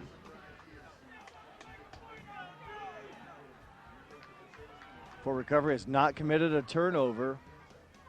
Minster's just had the 1 interception here in the second half on their most impressive drive. That was in the end zone. Holman again.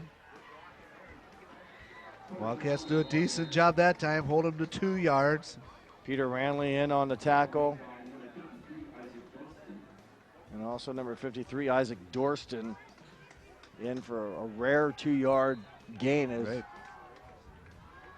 You need a couple of them to try to get the ball over on downs, and then it becomes very critical that the Minster offense, which is very capable of scoring quickly, does strike, because clock running, they're going to couple more, they got 3 plays. You have to try to get the ball back, and it's going to be near 6 minutes when they do. So now Martin keeps it. He rolls out to his right. Ball's tipped and almost picked off. Jacob Dews almost with the deflected interception, and unfortunately for the Wildcats, they don't get it, but it does stop the clock. At least it stops the clock. Yeah, you're right. It's almost like a timeout, kind of a risky play by Fort Recovery. I mean, they'd probably run how many consecutive running attacks. You try to get Minster off balance, but boy, no one was open, and very fortunate are the Indians that they still have the ball right now. Yeah, just under 7 to go in the ball game.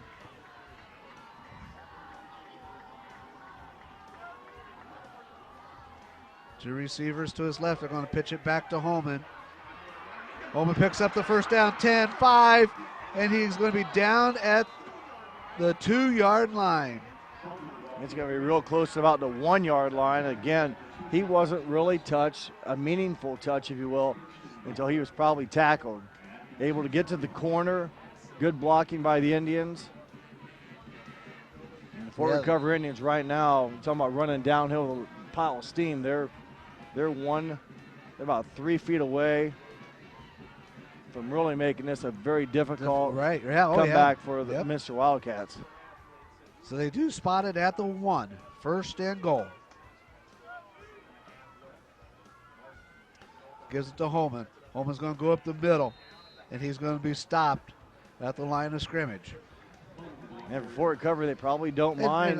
Yeah, they're probably okay with that. I'm not saying he's taking a knee there, but boy, this is. Nope. Yeah. They don't put it in. At least they kick a field goal and maybe get 3 out of it, But yet they're taking the time off the clock. A field goal would put it up to 16, which is still 2 possession games, but you're asking Minster to score twice and get 2 2-point conversions.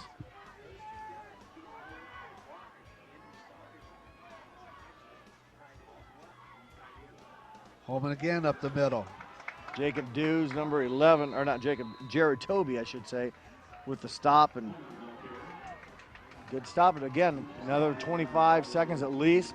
The play clock time hasn't even started yet, so they haven't marked it yet. They haven't spotted the ball. They put her down now, and there it goes. So it's going to be right around the 5-minute mark before they even snap this ball on 3rd and goal to go.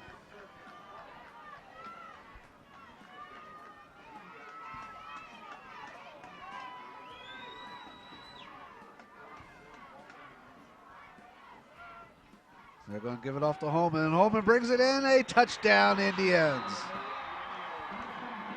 Kind of saw that coming, and basically just a matter of time.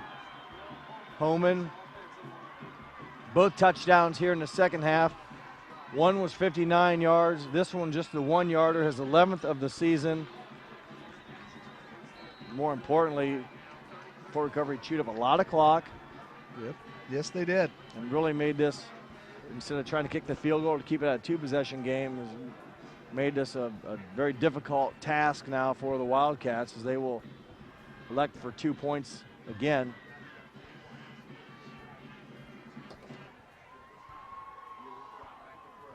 Drops back to throw. Boy, a lot of time again. He'll buy time with his feet. Ball's tipped, and it is incomplete. So we have 5:13 now left to go in the ball game. Indians lead now 33-14 as you see that touchdown there by Holman. And again, remind you, Jeff and I will be selecting our player of the game for Minster, and we want to thank our sponsor, that Bud's Pizza. Also like to thank all of our other sponsors for allowing us to bring you this game: NKTelco, St. Mary's Trucking, Minster Bank, Minster Dental, Elmwood Assisted Living, Radio Hospital, Keyhole Pizza, Kogi Plumbing, and of course on our First National Bank Think First scoreboard, 33-14 now in favor of the Indians. You know, the Indians in the driver's seat right now. Not only do they have a 19-point lead, but there's only just over 5 minutes to go, and I know Minster can score quickly, but they're going to have to do it in succession, and in the meantime, trying to get the ball back from Fort Recovery. Right. So, just a tough night for the offense.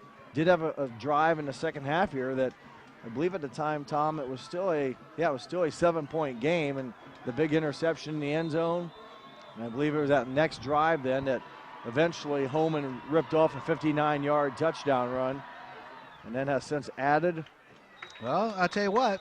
Boy, they must have a lot of respect for the return men, because you just gave the Wildcats, the ball right here at the 48-yard line. Wouldn't you be better just kicking out of bounds, something like that? But that seems odd. But you know what? Minster hasn't done a lot with the field position that they've had. You're right. I don't mean that in a negative way. No, but it's true. They have had good field position for all but one of their drives.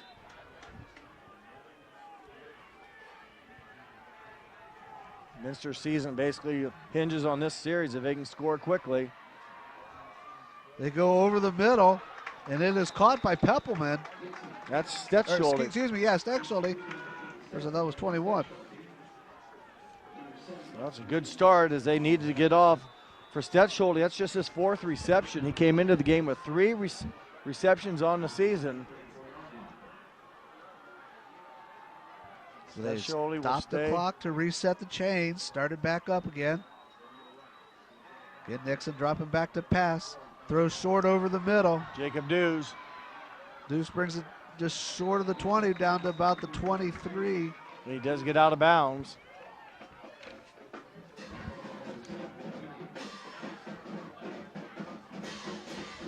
Jacob Dews for Minster has 1 touchdown catch tonight. That gives him 26 career touchdown receptions.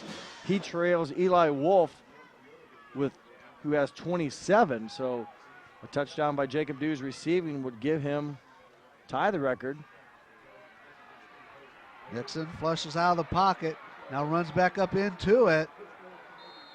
Clock continues to run. Continues to run, yeah. Hindsight 2020. I know that everyone's trying to make a play, but clock runs, minimal gain. That's the sad part. Right, gained 1. Throw it out of bounds. But yet you lose a lot of time, yeah. In doing so.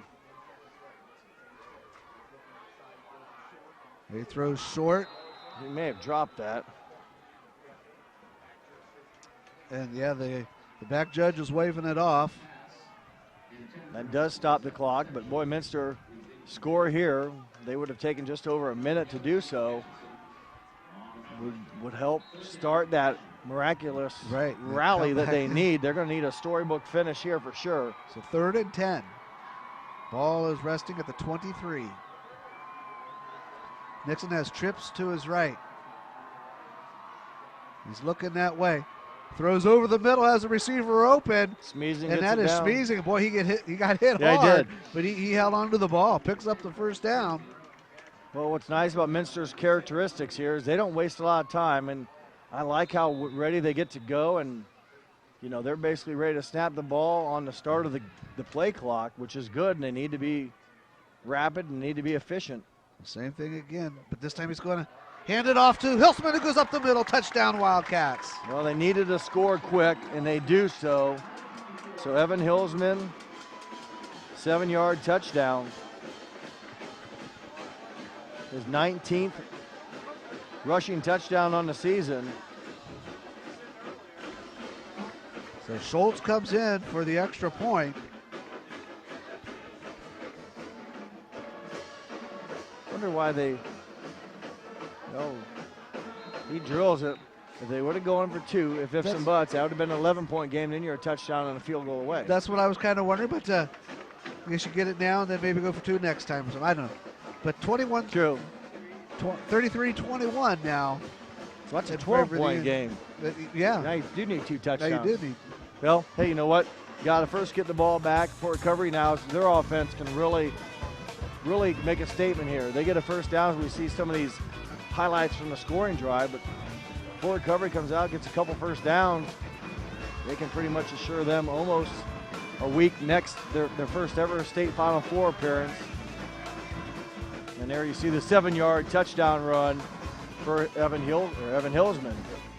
And just think onside kick time, or do you punch it away? That's what I'm kind of wondering here, Jeff. Do we take an onside kick? And again, this drive started for the Wildcats. Yeah. It's almost as if before recovery tried the onside kick. Yeah, you're right. Yeah. Well, it looks like Minster will attempt this. He'll try to. He's kicking from the 40. He's got to get to at least the 50-yard line before a Wildcat player can touch it. For recovery, he's free to touch it whenever they want. And once a Fort Recovery player, if they do touch it, Minster has free game to go after it as well. Need a big hop. So it takes a roll, and it is recovered by the Indians. Really didn't get much of a hop on that one. No, they didn't, and it turned out to be a kind of a nice hop right into Tanner Cook. He was the right place, right time, and it hit him right in the belly. He's able to drop or catch it and fall down, take the knee.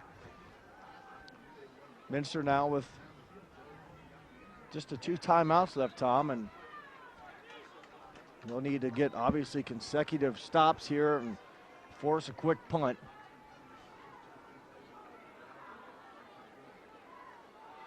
So they give it off to Holman.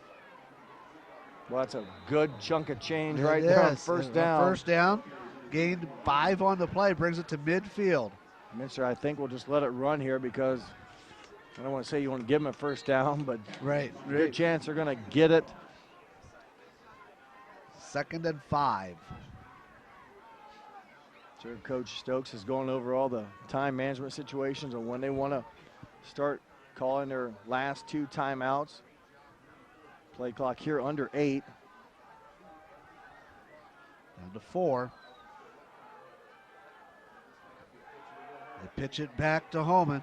There's a hold, it looked like. And they are going to get him in the backfield. Number 11 for the Wildcats. Looked like he was the one almost being held possibly, but Jared Tobey fought it off. So the Wildcats take a timeout there, as now the Indians are forced with 3rd and 7. They lost 2 yards on that play. Minster has another timeout left, so if they can get the stop on this down and distance, force the punt. You're going to have over 2.5 minutes to go Unfortunately, you need 2 scores. Now, the last time it didn't take them long, but you're going to have to obviously score, get the onside kick. And I still question the last point after touchdown. Right. Yeah. You know, because they've got to have a good field goal kicker in Jason Schultz. He's already hit a 43-yarder to win a game this year. Right. Yep. But right now, Minster needs to play good defense here and earn, you know, and make a 4th down opportunity come up for the Indians.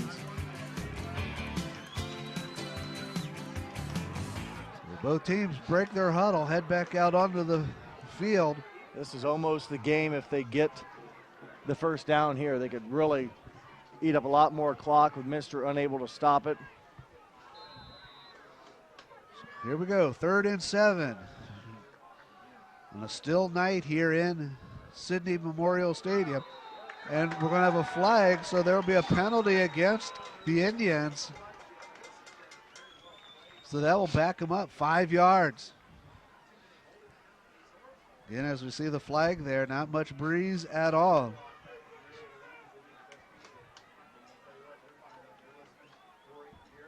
So this is 3rd and 12, and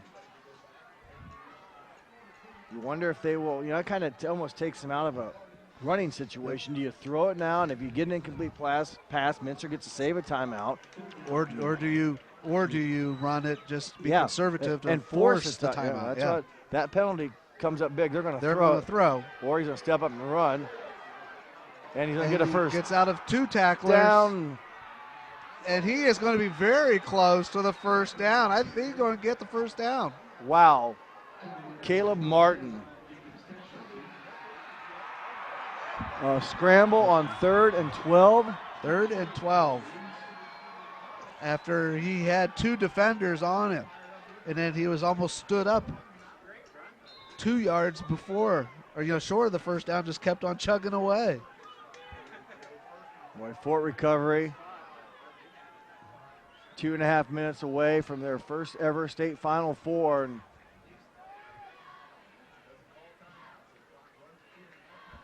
.228 now to go. They give it off to Holman. Holman, again, positive yardage on 1st down. 8 yards on that play. 2 hands around the football as Minster is going to have to resort to stripping it of some sort because they are now have burned their last time out. That clock is down to 2:18, so we'll take a break with them. We'll be back right after these messages.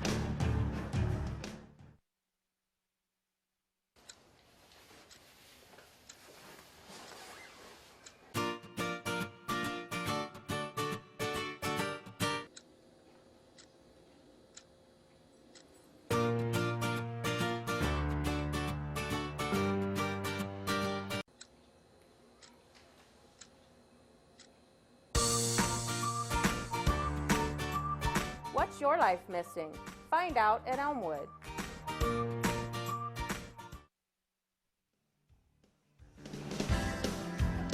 We have 2:18 left to go in the ball game. Big 1st down run there by Holman. Gains 7 yards, so it's 2nd down and 3 now. Yeah, that's that follows up a 3rd and 12 conversion that right. Fort Recovery got. And unless Fort Recovery really self-destructs here, as far as a turnover, they would have, no reason to blame but themselves for giving this game back to the Wildcats. As Minster, their season apparently will end tonight. Another good season, though, and they won't be able to defend a state title, but they have just come up tonight, played a team in the Fort Recovery Indians that has just made more plays. I mean, when it comes down to it, you can put asterisks by about 4 or 5 3rd downs and maybe even more than that, where they just flat out came up and made the line to gain, if you will. And right, yeah. It seems pretty simple. You get 3rd down conversions, you keep the ball, and they haven't turned the ball over. So it's been, it's been a difficult task for the Minster defense to try to stop them, and plus Fort Recovery hasn't been able to help them. And now it's Fort Recovery's ball. The final minute 12 to go as Fourth and 4. So Indians will punt here with about a minute to go. They'll take a timeout. Yeah, they'll take a timeout with a minute to go here, minute 1. And then they'll have to punt it away to the Wildcats. The Wildcats will have a minute 1 to do something with it. And we'll thank our sponsors, NKTelco, St. Mary's Trucking, Minster Bank, Minster Dental, Elmwood Assisted Living, Radio Hospital, Keyhole Pizza, Kogi Plumbing, and our First National Bank Think First scoreboard. Indians leading the Wildcats 33-21. We'd also like to thank our sponsor of our player of the game. That'd be Bud's Pizza. And our replay sponsor, Sidney Body Car Star.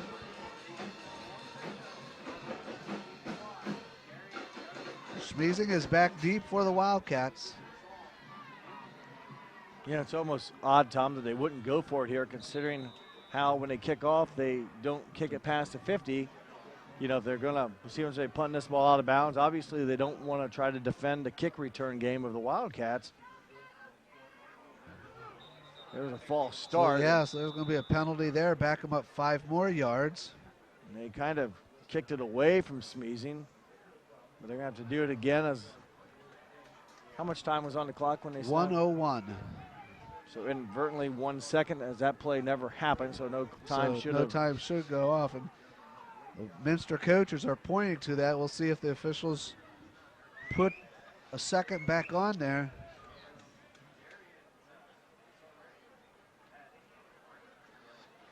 And the officials should know what it is because they marked it down because there was a timeout called. So they marked down what time a timeout was that was one called. Of the questions on your test you took the other night about officiating? That was not on the questions, but the test. But boy, I wish it would have been. You might have got that one right.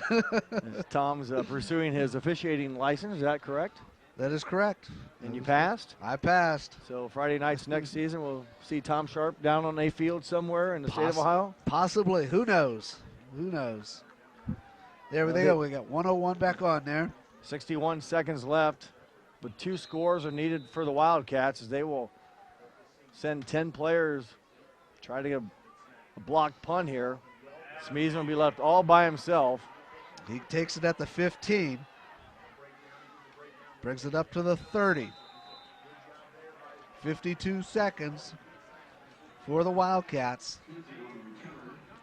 Boy, considering the amount of pressure Minster tried to put on the kicker, Fort Recovery did a nice job getting down the field and really not giving Schmeezing with his speed a window or an avenue or an opportunity for the big return. Of course, we're not blocking, but still, Fort Recovery was kind of held up at the line of scrimmage, and net effect is Minster 70 yards away, and they need to get done in a hurry. Nixon tries to get it over to Schmeezing. Is incomplete.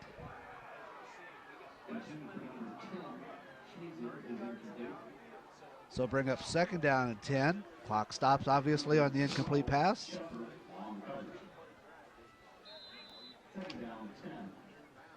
$18 Minster seniors tonight on this squad. A big class of seniors that trying to keep their season going. That'll stop the clock as a 1st down, but Deuce over the middle, so they'll move the chains. Brings up to the 49. As soon as the chains are set, the official will blow the ball in play and start the clock.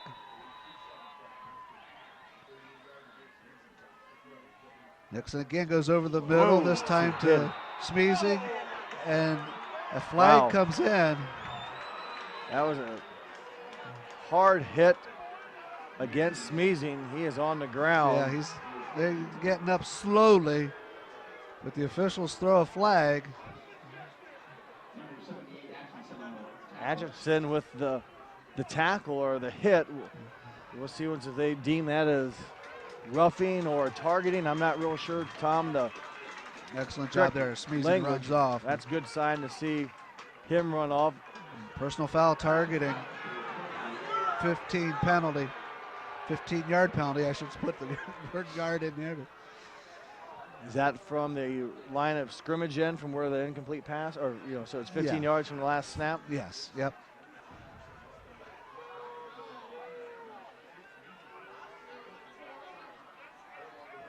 Well, that will help, but boy, Minster just needs more time than anything. They need time, yeah, because now there's only 35 seconds left. They go to the end zone here. If they can score quick and get an onside kick, look out, because things will get a little bit more interesting. Seen stranger things happen. Yes. Nixon's going to keep it. He's got to get a first down, and he might. That'll stop it, or at least maybe ask for a measurement. It's going to be short. It's going to be short. He's going to be about a yard short.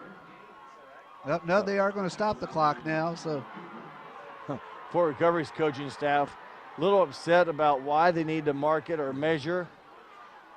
And I'm not for sure who can request that or how that's requested.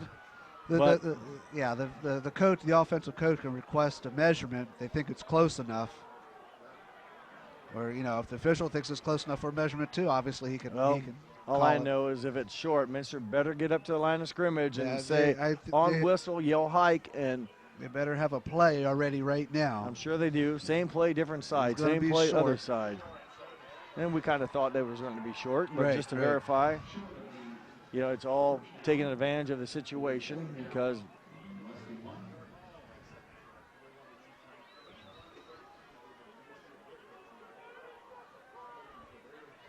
so they'll respot the ball inside the hash marks now. Bring the chains back and reset them. Wildcats are at the line. So as soon as the official blows the ball in play, they'll be ready to hike it. Nixon's waiting for that whistle. There it goes. And the hike is back. Nixon throws over here to the right side, and it is intercepted. It's going to be intercepted by number 13, Tanner Cook. Fort Recovery is going to the Final Four. Excellent job there by the Indians. Boy, they had an excellent game plan tonight. And they didn't make any mistakes. Right, very clean. Yep. And Will Holman did an excellent job running the ball tonight. Caleb Martin did an excellent job throwing the ball tonight. Managing the game, making good decisions. Yeah. He did it through the air. He did it on the ground.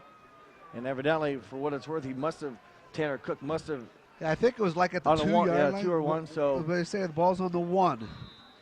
I thought it was a touchback, but I did too. Man.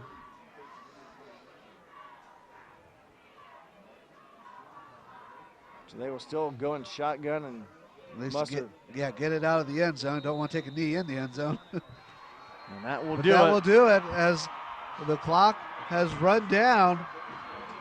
Your final score, the Fort Recovery Indians 33, the Minster Wildcats 21. We'll be back with your final stats right after these messages.